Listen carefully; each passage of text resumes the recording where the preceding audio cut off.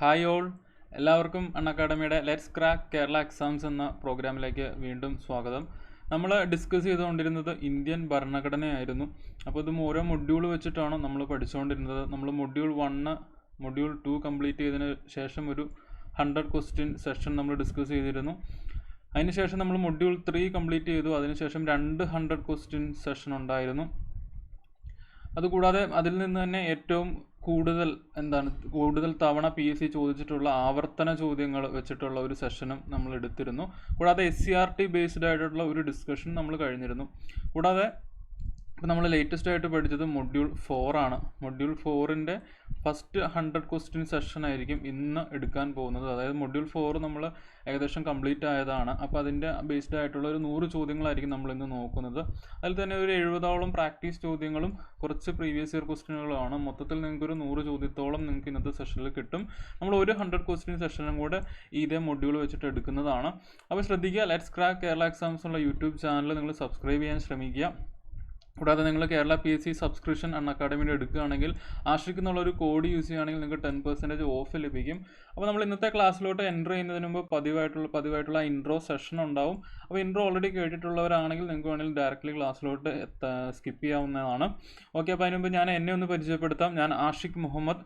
ഞാൻ MG യൂണിവേഴ്സിറ്റിയിൽ നിന്നുള്ളൊരു BTech ഗ്രാജുവേറ്റ് ആണ്. കൂടാതെ കറൻ്റ് കേരള PSC എക്സാംസിന് ട്രെയിനിങ് നൽകുന്നുണ്ട്. അപ്പോൾ ആദ്യം ഇൻട്രൊഡക്ഷൻ ആയിട്ട് പറയുന്നത് അൺഅക്കാഡമിയുടെ കേരള PSC പ്ലസ് സബ്സ്ക്രിപ്ഷൻ നിങ്ങൾ എടുക്കുകയാണെങ്കിൽ നിങ്ങൾക്ക് കിട്ടുന്ന ഫീച്ചേഴ്സാണ്. അപ്പോൾ ഈ വീഡിയോ ആദ്യമായിട്ടാണ് ഒരാൾ കാണുന്നതെങ്കിൽ അത് അവർക്ക് വേണ്ടിയിട്ടാണ് പ്രത്യേകിച്ചും ഇൻട്രോ ഓരോ ക്ലാസ്സിലും റിപ്പീറ്റഡ് ആയിട്ട് പറയുന്നത്. അപ്പോൾ അൺഅക്കാഡമിയുടെ കേരള PSC പ്ലസ് സബ്സ്ക്രിപ്ഷൻ നിങ്ങൾ എടുക്കുകയാണെങ്കിൽ നിങ്ങൾക്ക് കിട്ടുന്നത് നിങ്ങൾക്ക് ഓരോ എഡ്യൂക്കേറ്ററിൻ്റെയും അല്ലെങ്കിൽ ഓരോ എക്സാം ബേസ്ഡ് ആയിട്ടുള്ള ഡെയിലി ലൈവ് ക്ലാസ്സുകൾ നിങ്ങൾക്ക് അൺഅക്കാഡമിയുടെ പ്ലാറ്റ്ഫോമിൽ ലഭിക്കുന്നതാണ്. കൂടാതെ നിങ്ങൾക്ക് പഠിച്ച കാര്യങ്ങളെ വിലയിരുത്താൻ വേണ്ടിയിട്ടുള്ള ടെസ്റ്റുകളും ക്വിസുകളും അൺഅക്കാഡമിയുടെ പ്ലാറ്റ്ഫോമിൽ അവൈലബിൾ ആയിരിക്കും.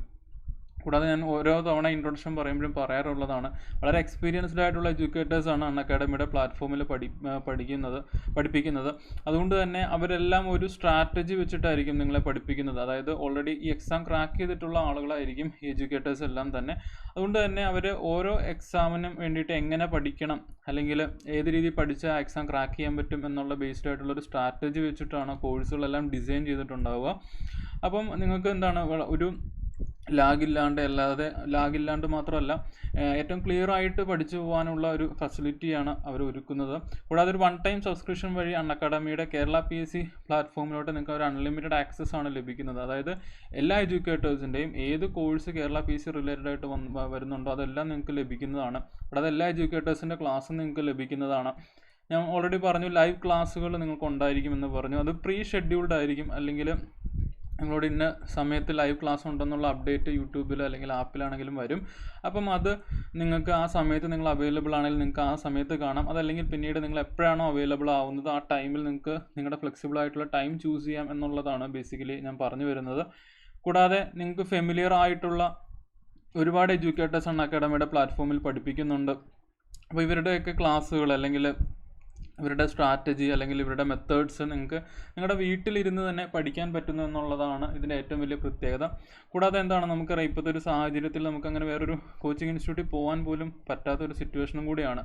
അപ്പോൾ എന്ന് കരുതി നമ്മുടെ പഠനം മുടങ്ങാൻ പാടില്ല. അതുകൊണ്ട് തന്നെ നമുക്ക് ഏറ്റവും ഈ ഒരു സാഹചര്യത്തിൽ യൂസ് ചെയ്യാൻ പറ്റുന്നതാണ് ഇന്ത്യസ് ലാർജസ്റ്റ് ഓൺലൈൻ ലേണിംഗ് പ്ലാറ്റ്ഫോമായ അൺഅക്കാഡമി. അപ്പം നിങ്ങൾക്ക് ഈ എഡ്യൂക്കേറ്റേഴ്സിൻ്റെ എല്ലാം ക്ലാസ് നിങ്ങൾക്ക് നിങ്ങളുടെ വീട്ടിലിരുന്ന് തന്നെ നിങ്ങൾക്ക് കാണാൻ കഴിയുന്നതാണ്. ഓക്കെ, കൂടാതെ ഈ എഡ്യൂക്കേറ്റേഴ്സ് തന്നെ ഒരു ഗ്രൂപ്പായിട്ട് ഒരു കോഴ്സ് ഡിസൈൻ ചെയ്തിട്ടുണ്ടാകും. അതായത് നിങ്ങൾ പഠിക്കുന്ന ഓരോ എക്സാം ബേസ്ഡ് ആയിട്ടുള്ള കോഴ്സുകളുണ്ടാകും. LDC എക്സാംസിൻ്റെ ഉണ്ടാവും. LP UP അസിസ്റ്റൻ്റ് ആണെങ്കിൽ അതല്ലെങ്കിൽ ഫയർമാൻ എക്സാം ആണെങ്കിൽ അതല്ലെങ്കിൽ ഇനി വരാൻ പോകുന്ന SI പോലത്തെ എക്സാം, അല്ലെങ്കിൽ BDO, അല്ലെങ്കിൽ ഇനി അടുത്ത വർഷമൊക്കെ വിളിച്ചേക്കാവുന്ന സെക്രട്ടേറിയറ്റ് അസിസ്റ്റൻറ്റ്. അപ്പോൾ തുടങ്ങി കേരള PSC നടത്തുന്ന എല്ലാ എക്സാംസിൻ്റെയും കോഴ്സുകൾ അൺഅക്കാഡമിയുടെ കേരള PSC പ്ലാറ്റ്ഫോം നിങ്ങൾ എടുക്കുകയാണെങ്കിൽ കേരള PSC പ്ലാറ്റ്ഫോമിൽ ലഭ്യമാണ്. അപ്പോൾ ആ സബ്സ്ക്രിപ്ഷൻ എടുക്കുകയാണെങ്കിൽ ഈ കോഴ്സസ് എല്ലാം ലഭ്യമാകും. കൂടാതെ എല്ലാ എഡ്യൂക്കേറ്റേഴ്സിൻ്റെ ക്ലാസ്സും നിങ്ങൾക്ക് ലഭിക്കുന്നതാണ്. കൂടാതെ അൺഅക്കാഡമിയുടെ അഡ്വാൻറ്റേജസ് അല്ലെങ്കിൽ പ്രത്യേകതകൾ എന്താണ് എന്ന് വെച്ചിട്ടുണ്ടെങ്കിൽ, ഒരു ഓൺലൈൻ ലേണിംഗ് പ്ലാറ്റ്ഫോം ആയതുകൊണ്ട് തന്നെ നിങ്ങൾക്ക് നിങ്ങളുടെ ഫ്ലെക്സിബിൾ ആയിട്ടുള്ള ടൈം ചൂസ് ചെയ്യാം. അതായത് നിങ്ങൾക്ക് ഇന്ന ടൈമിൽ ക്ലാസ് ഉണ്ടാവും എന്ന് പറഞ്ഞിട്ടുള്ള റിമൈൻഡർ ഉണ്ടാവും. കൂടെ ഷെഡ്യൂളൊക്കെ ഓൾറെഡി ഡിക്ലെയർഡ് ആയിരിക്കും ഷെഡ്യൂളുകൾ. അപ്പോൾ നിങ്ങൾ ആ ടൈമിൽ അവൈലബിൾ ആണെങ്കിൽ നിങ്ങൾക്ക് ആ ടൈമിൽ ലൈവായിട്ട് ക്ലാസ്സുകളിൽ എൻ്റർ ചെയ്യുകയും കൂടാതെ ഒരു ഇൻട്രാക്ഷൻ പോലെയാണ് ക്ലാസ്സുകൾ നടത്തുന്നത് തന്നെ ഓൺലൈൻ ആണെങ്കിൽ കൂടി. അപ്പോൾ എന്താണ്, ഒരു ഫ്ലെക്സിബിലിറ്റി ഉണ്ട് നിങ്ങൾക്ക് ഇന്ന സമയം മാറ്റി വെക്കേണ്ട കാര്യമൊന്നുമില്ല. എപ്പോഴാണോ സമയം കിട്ടുന്നത് അപ്പം പഠിക്കാൻ പറ്റും. കൂടാതെ മലയാളം ഇംഗ്ലീഷ് എന്നുള്ളൊരു ലാംഗ്വേജ് ബാരിയർ ഇല്ല. എല്ലാ ക്ലാസ്സുകളും തന്നെ എന്താണ്, രണ്ടും മിക്സ്ഡ് ആയിട്ടാണ് പഠിപ്പിക്കുന്നത്. അതായത് ഇംഗ്ലീഷിൽ നോട്ട്സ് ഉണ്ടാവും, മലയാളത്തിൽ നോട്ട്സ് ഉണ്ടാവും. കൂടാതെ കമ്മ്യൂണിക്കേറ്റ് ചെയ്യുന്നതും കൂടുതൽ മലയാളത്തിൽ തന്നെ ആയിരിക്കും. കൂടാതെ കേരള PSC ഇനി നടത്താൻ പോകുന്ന ഡിഗ്രി ലെവൽ എക്സാംസിനൊക്കെ നമുക്ക് വേണ്ടി മലയാളത്തിലും ചോദ്യപേപ്പർ മേടിക്കാവുന്നതാണ്. അപ്പോൾ അതുകൊണ്ട് തന്നെ ഒരു ലാംഗ്വേജ് ബാരിയർ നിങ്ങൾക്ക് ഒരിക്കലും കേരള PSC പ്ലാറ്റ്ഫോമിലുമായിട്ട് ബന്ധപ്പെട്ടുണ്ടാകാൻ പോകുന്നില്ല. കൂടാതെ എന്താണ്, ലൈവ് ക്ലാസ്സുകളാണെങ്കിൽ നിങ്ങൾക്ക് എഡ്യൂക്കേറ്ററുമായിട്ട് ഇൻട്രാക്ട് ചെയ്യാനുള്ള ഫെസിലിറ്റീസ് ഉണ്ട്. അപ്പോൾ എന്താണ്, നിങ്ങൾക്ക് ഡൗട്ട് ചോദിക്കാം, നിങ്ങൾക്ക് ഉത്തരങ്ങൾ ലൈവായിട്ട് തന്നെ പറയാൻ പറ്റും. നിങ്ങൾക്ക് ചൂസ് ചെയ്യാം, A ആണോ B ആണോ C ആണോ D ആണെന്ന് ചൂസ് ചെയ്യാൻ പറ്റും. അപ്പോൾ എന്താണ്, ഒരു ഫിസിക്കൽ ക്ലാസ്സുമായിട്ട് വലിയ വ്യത്യാസമൊന്നുമില്ല. നിങ്ങൾക്ക് കുറച്ചും കൂടെ സൗകര്യപ്രദമായിട്ട് ഇത് ഫെസിലിറ്റേറ്റ് ചെയ്യുകയാണ് യഥാർത്ഥത്തിൽ അൺഅക്കാഡമി ചെയ്യുന്നത്. നിങ്ങൾക്ക് നിങ്ങളുടെ വീട്ടിൽ തന്നെ ഇരുന്ന് നമുക്കത് ചെയ്യാൻ പറ്റുന്നു എന്നുള്ളതാണ് അതിൻ്റെ ഏറ്റവും വലിയ പ്രത്യേകത. കൂടാതെ എന്താണ്, ടെസ്റ്റുകൾ, ക്വിസുകൾ, കൂടാതെ ടെസ്റ്റ് ചാമ്പ്യൻഷിപ്പുകളുണ്ട്. അപ്പോൾ നിങ്ങൾക്ക് നിങ്ങളുടെ സ്വയം വിലയിരുത്താം, നിങ്ങളുടെ പഠനം മെച്ചപ്പെടുത്താം അതുവഴി. കൂടാതെ എന്താണ്, ലേണിംഗ് മെറ്റീരിയൽസും നോട്ട്സും ഒക്കെ അൺഅക്കാഡമിയുടെ പ്ലാറ്റ്ഫോമിൽ അവൈലബിൾ ആണ്. അപ്പോൾ ഇതിലോട്ട് എത്താൻ നിങ്ങളാകെ ചെയ്യേണ്ടത് കേരള PSC സബ്സ്ക്രിപ്ഷൻ എടുക്കുക എന്നുള്ളത് മാത്രമാണ്. അപ്പോൾ അത് എന്താണ്, താരതമ്യേന ഒരു മാർജിനൽ ഫീസ് തന്നെയാണ് അൺഅക്കാഡമി വെച്ചിട്ടുള്ളൂ. അതായത് 1 മന്ത് മുതൽ 2 ഇയർ പ്ലാൻ വരെ ഉണ്ട്. അപ്പോൾ ഞാൻ എപ്പോഴും റെക്കമെൻഡ് ചെയ്യുന്നത് 1 ഇയർ അല്ലെങ്കിൽ 2 ഇയർ പ്ലാൻ ചൂസ് ചെയ്യാനാണ്. 1 ഇയറും 2 ഇയറും തമ്മിലുള്ള പ്രൈസ് ഡിഫറൻസ് വരെ നിങ്ങൾക്ക് കാണാം. അപ്പോൾ എപ്പോഴും എക്കണോമിക്കലായിട്ടുള്ളൊരു പ്ലാൻ ചൂസ് ചെയ്യുക, എത്രയും പെട്ടെന്ന് പഠിച്ചു തുടങ്ങുക. എക്സാംസ് റീസ്റ്റാർട്ട് ആകുമ്പോഴത്തേനും നമുക്ക് കുറച്ചെങ്കിലും പ്രിപ്പയർഡ് ആയിട്ട് ഇരിക്കാൻ കഴിയും. നിങ്ങൾക്ക് ഒട്ടും പഠനത്തിൽ നിന്ന് ഒരു ബ്രേക്ക് ഉണ്ടാവാൻ പോകുന്നില്ല. കൂടാതെ എന്താണ്, വളരെ ഇൻട്രാക്റ്റീവ് ആയിട്ടുള്ള സെഷൻസ് ആണ്. ഇൻട്രാക്ഷൻ ചെയ്യാൻ വേണ്ടിയിട്ട് തന്നെയുള്ള എല്ലാ ടൂൾസും ലൈവ് ക്ലാസ്സുകളിൽ ഉപയോഗിക്കുന്നുണ്ട്. അതുകൊണ്ട് തന്നെ നിങ്ങൾ വെറുതെ ഇരുന്ന് കാണുക എന്നുള്ളൊരു പർപ്പസ് മാത്രമല്ല, ആ ഇൻട്രാക്ഷനും കൂടെ കൊണ്ടുവരുന്നതുകൊണ്ട് തന്നെ നിങ്ങൾക്ക് ഒട്ടും ബോറടിക്കാതെ തന്നെ അതിനെ മാക്സിമം എഫക്റ്റീവായിട്ട് യൂസ് ചെയ്യാൻ പറ്റും. അപ്പോൾ ഈ കേരള PSC സബ്സ്ക്രിപ്ഷൻ എടുക്കുമ്പോൾ നിങ്ങൾ ആശിക്കുന്നുള്ള എൻ്റെ ഈ കോഡ് യൂസ് ചെയ്യുകയാണെങ്കിൽ നിങ്ങൾക്കൊരു 10% ഓഫ് ലഭിക്കുന്നതാണ്. അപ്പോൾ അത്രയാണ് ഇൻട്രൊഡക്ഷനായിട്ട് പറയാനുള്ളത്. അപ്പോൾ ശ്രദ്ധിക്കുക, ഞാൻ എടുത്തുകൊണ്ടിരിക്കുന്നത് ഹൈ റിവാർഡിംഗ് സീരീസ് ആണ്. Constitution of India for Kerala PSC exams ആണ് എടുത്തുകൊണ്ടിരിക്കുന്നത്. അപ്പോൾ അത് മൊഡ്യൂൾ ബേസ്ഡ് ആയിട്ടാണ് കവർ ചെയ്തുകൊണ്ടിരിക്കുന്നത്. അപ്പം ഇന്ന് നമ്മൾ നോക്കാൻ പോകുന്നത് മൊഡ്യൂൾ 4 ബേസ്ഡ് ആയിട്ടുള്ള 100 ക്വസ്റ്റ്യൻസ് ആണ്. അപ്പം ഓരോ മൊഡ്യൂൾ കഴിയുമ്പോഴും നമ്മളിങ്ങനെ 100 ക്വസ്റ്റ്യൻസ് ഡിസ്കസ് ചെയ്യാറുണ്ട്. അപ്പം മൊഡ്യൂൾ 4 ബേസ്ഡ് ആയിട്ടുള്ള ഫസ്റ്റ് 100 ക്വസ്റ്റ്യൻസിൻ്റെ ഡിസ്കഷനാണ്. ശ്രദ്ധിക്കുക, ആദ്യത്തെ കുറേ ചോദ്യങ്ങളിൽ ഒന്നും ഓപ്ഷൻ ഉണ്ടാവില്ല. ഓപ്ഷൻ ഉള്ളത് നമ്മൾ പ്രീവിയസ് ഇയർ ക്വസ്റ്റ്യൻ മാത്രമാണ്. അത് ഇന്ന് പ്രീവിയസ് ഇയർ ക്വസ്റ്റ്യൻ കുറച്ച് കുറവായിരിക്കും. കാരണം ഇന്ന് നമ്മൾ ഡിസ്കസ് ചെയ്യുന്ന പ്രാക്ടീസ് ക്വസ്റ്റ്യൻസിൻ്റെ അവിടെ നിന്ന് PSC ചോദിച്ചിട്ടുള്ള മാക്സിമം ക്വസ്റ്റ്യൻ ഞാൻ ഇട്ടിട്ടുണ്ടെങ്കിലും കുറവാണ്. പക്ഷേ നാളത്തെ അല്ലെങ്കിൽ അടുത്ത 100 ക്വസ്റ്റ്യൻ സെഷൻ വരുമ്പോഴത്തേനും കുറച്ചും കൂടെ അധികം പ്രീവിയസ് ഇയർ ക്വസ്റ്റ്യനുകൾ ഉണ്ടാവും. എന്നിരുന്നാൽ പോലും കൂടുതൽ പ്രാക്ടീസ് ക്വസ്റ്റ്യൻസ് നിങ്ങൾക്ക് ഇന്ന് ലഭിക്കുന്നതാണ്. അപ്പോൾ ഇതിന് മുമ്പ് പഠിച്ചിട്ടുള്ളവരാണെങ്കിൽ കുഴപ്പമില്ല, അല്ലെങ്കിൽ അറ്റ്ലീസ്റ്റ് മൊഡ്യൂൾ 4ൻ്റെ എങ്കിലും വീഡിയോസ് എല്ലാം കണ്ടിട്ട് ഇത് ചെയ്യണമെന്ന് ഞാൻ റെക്കമെൻഡ് ചെയ്യുന്നു. അപ്പം നമുക്ക് ഇന്നത്തെ സെഷനിലോട്ട് പോവാം. ഇന്നൊരു നമ്മളൊരു 100 ക്വസ്റ്റ്യൻസ് ആണ് ചെയ്യാൻ പോകുന്നത്. നമ്മൾ പഠിച്ച ഭാഗത്തിൽ നിന്നുള്ള 100 ചോദ്യങ്ങളാണ്. കൂടാതെ നിങ്ങൾ ശ്രദ്ധിക്കുക, ഇതൊരു എക്സാം പോലെ തന്നെ നിങ്ങൾക്ക് വേണമെങ്കിൽ എടുക്കാം. നിങ്ങളൊരു പേപ്പറോ പേനയോ എടുക്കുക, നിങ്ങൾക്ക് എഴുതി പോകാവുന്നതാണ്. ഞാൻ ഓരോ ചോദ്യം കഴിയുമ്പോൾ 2-3 സെക്കൻഡ്സ് തരാം. അതല്ലെങ്കിൽ നിങ്ങൾക്ക് ഉത്തരം മനസ്സിലറിയാമെങ്കിൽ അങ്ങനെ വിചാരിച്ചാലും മതി. ഓക്കെ, അപ്പോൾ നമുക്ക് സ്റ്റാർട്ട് ചെയ്താലോ. ശ്രദ്ധിക്കുക, ഒരു 70ഓളം ചോദ്യം പ്രാക്ടീസ് ക്വസ്റ്റ്യൻ ആണ്. അതിനുശേഷം ഒരു 10-12 ചോദ്യം നമുക്ക് 10th ലെവലും ഡിഗ്രി ലെവലും ചോദിച്ച കുറച്ച് പ്രീവിയസ് ഇയർ ക്വസ്റ്റ്യൻ ആണ്. അപ്പോൾ മൊത്തത്തിൽ ഓരോ ക്വസ്റ്റ്യൻ പറയുമ്പോൾ ഞാൻ കുറേ സപ്ലിമെൻ്റ് ക്വസ്റ്റ്യൻസ് നിങ്ങൾക്ക് തരും. അങ്ങനെ മൊത്തത്തിൽ ഒരു 100 ചോദ്യം ഇന്നത്തെ സെഷനിലും കിട്ടും, ഇനി വരുന്ന ഒരു സെഷനിലും കിട്ടും. അപ്പം ഒരു രീതിയിലും നമുക്ക് ഈ ഒരു പർട്ടിക്കുലർ മേഖലയിൽ നിന്ന് ഒരു ചോദ്യം പോലും സ്കിപ്പായി പോവില്ല, അല്ലെങ്കിൽ പഠിക്കാണ്ടായി പോവില്ല. അപ്പോൾ അതാണ് ഇതിൻ്റെ ഉദ്ദേശം തന്നെ. അപ്പോൾ നമുക്ക് സ്റ്റാർട്ട് ചെയ്യാം. ഒന്നാമത്തെ ചോദ്യം ഇതാണ്. നിങ്ങൾ ഒന്നെങ്കിൽ ഉത്തരം മനസ്സിൽ ഓർക്കുക, അല്ലെങ്കിൽ എഴുതുകയാണെങ്കിൽ എഴുതാൻ ശ്രമിക്കുക. അപ്പോൾ ഒന്നാമത്തെ ചോദ്യം ഇതാണ്: ഇന്ത്യക്ക് ഒരു രാഷ്ട്രപതി ഉണ്ടായിരിക്കണം എന്ന് നിർദ്ദേശിക്കുന്ന ആർട്ടിക്കിൾ. നമ്മൾ മൊഡ്യൂൾ 4ൽ പഠിച്ചത് part 5 of the Indian constitution ആണ്. അപ്പം അതിൻ്റെ അകത്ത് നമ്മൾ സ്റ്റാർട്ട് ചെയ്ത് തന്നെ പ്രസിഡന്റിനെ കുറിച്ച് സംസാരിച്ചുകൊണ്ടാണ്. അപ്പോൾ ഇന്ത്യക്ക് ഒരു രാഷ്ട്രപതി ഉണ്ടായിരിക്കണം എന്ന് നിർദ്ദേശിക്കുന്ന ആർട്ടിക്കിൾ ഏത് ആർട്ടിക്കിളാണ്? ആർട്ടിക്കിൾ ഏതാണ്?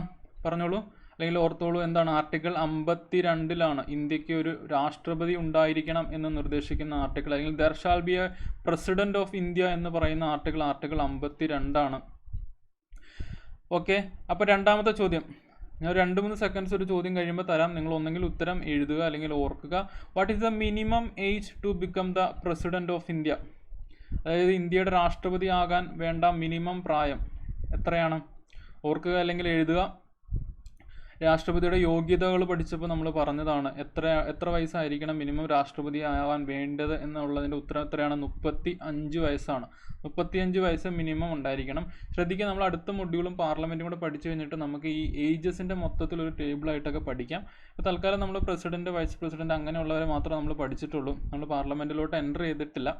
അപ്പോൾ what is the minimum age to become the president of India? 35 വയസ്സാണ്. അടുത്ത ക്വസ്റ്റ്യൻ ശ്രദ്ധിക്കുക. ക്വസ്റ്റ്യൻ ശ്രദ്ധിച്ചതിന് ശേഷം മാത്രം ഉത്തരം ഓർക്കുക അല്ലെങ്കിൽ എഴുതുക. രാഷ്ട്രപതി തിരഞ്ഞെടുപ്പ് രീതിയെക്കുറിച്ച് പ്രതിപാദിക്കുന്ന വകുപ്പ്. രാഷ്ട്രപതി തിരഞ്ഞെടുപ്പ് രീതിയെക്കുറിച്ച് പ്രതിപാദിക്കുന്ന വകുപ്പ്. ഇംഗ്ലീഷിൽ പറഞ്ഞാൽ which article deals with the method of election of president. മെത്തേഡാണ്. 2 ആർട്ടിക്കിളുകൾ ഇലക്ഷനുമായിട്ട് റിലേറ്റഡ് ആയിട്ട് നമ്മൾ പഠിച്ചു. അതിൽ രാഷ്ട്രപതിയുടെ തിരഞ്ഞെടുപ്പിൻ്റെ രീതി മെൻഷൻ ചെയ്യുന്ന ആർട്ടിക്കിളാണ് ക്വസ്റ്റ്യൻ. ഏതാണ്? ആർട്ടിക്കിൾ 55 ആണ്. ആർട്ടിക്കിൾ 55 ആണ്. എന്താണ് രീതി? എന്താണ്? Proportional representation by single transferable വോട്ടാണ്. ആ രീതി എന്താണെന്നുള്ളത് നമ്മൾ ക്ലാസ് എടുത്തപ്പോൾ ഡിസ്കസ് ചെയ്തിരുന്നു. കുറച്ച് പാടാണ് മനസ്സിലാക്കാൻ, എങ്കിലും ഒന്ന് അറിയാൻ വേണ്ടിയിട്ട് ആ രീതി എങ്ങനെയാണെന്ന് അല്ലെങ്കിൽ ഈ മെത്തേഡ് എങ്ങനെയാണ് നമ്മൾ ഇലക്ഷന് ഉപയോഗിക്കുന്നത് എന്ന് നമ്മൾ പഠിച്ചു. ശ്രദ്ധിക്കുക, ഇതേ മെത്തേഡ് ഉപയോഗിച്ചിട്ടാണ് രാഷ്ട്രപതിയെ തിരഞ്ഞെടുക്കുന്നത്, ഉപരാഷ്ട്രപതിയെ തിരഞ്ഞെടുക്കുന്നത്, കൂടാതെ രാജ്യസഭാ അംഗങ്ങളെ തിരഞ്ഞെടുക്കുന്നതും ഇതേ മെത്തേഡ് വെച്ചിട്ടാണ്. അതുകൊണ്ട് തന്നെ ഈ മെത്തേഡ് ഇമ്പോർട്ടൻ്റ് ആണ്. എന്താണ്? ആനുപാതിക പ്രാതിനിധ്യം എന്നാണ് മലയാളത്തിൽ. Proportional representation by single transferable വോട്ടാണ്. ഈ സിംഗിൾ ട്രാൻസ്ഫറബിൾ വോട്ട് എന്ന് പറഞ്ഞിട്ടുണ്ടെങ്കിൽ നമ്മൾ ആ യൂസ് ചെയ്യുന്ന ഫോർമുലയിൽ വരുന്ന ഒരു അഡീഷനാണ് ശരിക്കും ഈ സിംഗിൾ ട്രാൻസ്ഫറബിൾ വോട്ട് എന്നുള്ളത്. ഈ രീതി നിങ്ങൾ ക്ലിയർ ആയിട്ട് പഠിച്ചാൽ മാത്രമാണ് ഇത് മൊത്തത്തിൽ ഈ ഒരു മെത്തേഡിൻ്റെ ഇത് മനസ്സിലാവുകയുള്ളൂ. നമുക്കത് അത്രയൊന്നും എക്സാം പോയിന്റ് ഓഫ് വ്യൂവിൽ പോകുമ്പോൾ വേണ്ട അതൊന്നും. പക്ഷേ ഈ മെത്തേഡ് ഒന്ന് മനസ്സിലാക്കിയിരിക്കുക. അപ്പോൾ ഇത് പറയുന്ന ആർട്ടിക്കിൾ ഏതാണ്? ആർട്ടിക്കിൾ 55 ഇത് പറയുന്നത്. അപ്പോൾ അത് ക്ലിയർ ആയെന്ന് വിചാരിക്കുന്നു. അപ്പോൾ 3 ചോദ്യം കഴിഞ്ഞു. അടുത്ത ചോദ്യം, ആർട്ടിക്കിൾ 54 പ്രതിപാദ്യ വിഷയം. ആർട്ടിക്കിൾ 54 പ്രതിപാദ്യ വിഷയം ഓർക്കുക അല്ലെങ്കിൽ എഴുതുക. ആർട്ടിക്കിൾ 54 പ്രതിപാദ്യ വിഷയം എന്താണ്? ആർട്ടിക്കിൾ 54 55 പറയുന്നത് ഇലക്ഷൻ ഓഫ് പ്രസിഡന്റ് ആണ്. പക്ഷേ ഇലക്ഷൻ ഓഫ് പ്രസിഡന്റ് പൊതുവായിട്ട് പറയുന്നതാണ് ആർട്ടിക്കിൾ 54. എന്നാൽ ഇലക്ഷൻ ഓഫ് പ്രസിഡന്റിനെ തിരഞ്ഞെടുക്കുന്ന രീതി പറയുന്നതാണ് ആർട്ടിക്കിൾ 55.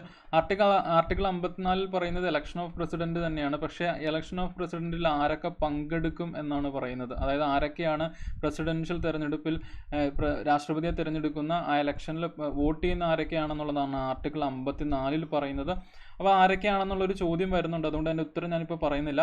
അപ്പോൾ ആർട്ടിക്കിൾ 54 പ്രതിപാദ്യ വിഷയം എന്താണ്? ഇലക്ഷൻ ഓഫ് പ്രസിഡന്റ് ആണ്. ഇലക്ഷൻ ഓഫ് പ്രസിഡന്റിനെ കുറിച്ച് പറയുന്ന ആർട്ടിക്കിൾ ഏതാണെന്ന് ചോദിച്ചിട്ടുണ്ടെങ്കിൽ ആർട്ടിക്കിൾ 54 ആണ്. അപ്പോൾ ഇതിന് മുമ്പ് നമ്മൾ കണ്ട ആർട്ടിക്കിൾ 55 ഇതുമായിട്ടുള്ള വ്യത്യാസം നിങ്ങൾ മനസ്സിലാക്കും. ആർട്ടിക്കിൾ 55 പറയുന്നത് രാഷ്ട്രപതി തിരഞ്ഞെടുപ്പ് രീതിയാണ്. ആർട്ടിക്കിൾ 54 പറയുന്നത് എലക്ഷൻ ഓഫ് പ്രസിഡന്റും അല്ലെങ്കിൽ അദ്ദേഹത്തിൻ്റെ എലക്ഷനുമായിട്ട് ബന്ധപ്പെട്ട ആരൊക്കെ വോട്ട് ചെയ്യുന്നു എന്നുള്ള കാര്യമാണ് ആർട്ടിക്കിൾ 54 പറയുന്നത്. അപ്പോൾ ശ്രദ്ധിക്കുക, ആദ്യം പറയുന്നത് ആർട്ടിക്കിൾ 54 ഇലക്ഷൻ ഓഫ് പ്രസിഡന്റ് ആണ്. 55 ഇലക്ഷൻ ഓഫ് പ്രസിഡന്റിൻ്റെ രീതിയാണ് പറയുന്നത്. ഇനി അടുത്ത ചോദ്യം, ആർട്ടിക്കിൾ 5ാമത്തെ ചോദ്യം, ആർട്ടിക്കിൾ 51 മുതൽ 62 വരെ എന്തിനെ പറ്റിയാണ് പ്രതിപാദിക്കുന്നത്? ശ്രദ്ധിക്കുക, ഇതെല്ലാം നമ്മൾ ആ പഠിച്ച മൊഡ്യൂൾ റിലേറ്റഡ് ആയിട്ട് ഓർഡറിലാണ് ക്വസ്റ്റ്യൻസ് ഇട്ടിട്ടുള്ളത്. നിങ്ങൾക്ക് പഠിക്കാനും റീകളക്ട് ചെയ്യാൻ വേണ്ടിയിട്ടാണ് അത് ഓർഡറിൽ തന്നെ ചോദ്യം ഇട്ടിട്ടുള്ളത്. ആർട്ടിക്കിൾ 51 മുതൽ 62 വരെ എന്തിനെ പറ്റിയാണ് പ്രതിപാദിക്കുന്നത്? കൂടുതലായിട്ടും എന്തിനെപ്പറ്റി ഈ ഒരു മേഖലയിൽ നമ്മൾ പഠിച്ചത് 51 മുതൽ 62 വരെയുള്ള ആർട്ടിക്കിളുകളിൽ നിങ്ങളൊന്ന് ഓർക്കുക അല്ലെങ്കിൽ എഴുതാൻ ശ്രമിക്കുക. ആരെക്കുറിച്ചാണ് പറഞ്ഞിരുന്നത്? പ്രസിഡന്റിനെ കുറിച്ചിട്ടാണ് കൂടുതൽ കാര്യങ്ങൾ നമ്മളിവിടെ പറഞ്ഞിരുന്നത്. അതായത് ആർട്ടിക്കിൾ 52 നമ്മൾ പറഞ്ഞു ഇന്ത്യക്കൊരു രാഷ്ട്രപതി വേണമെന്ന് പറയുന്നുണ്ട്.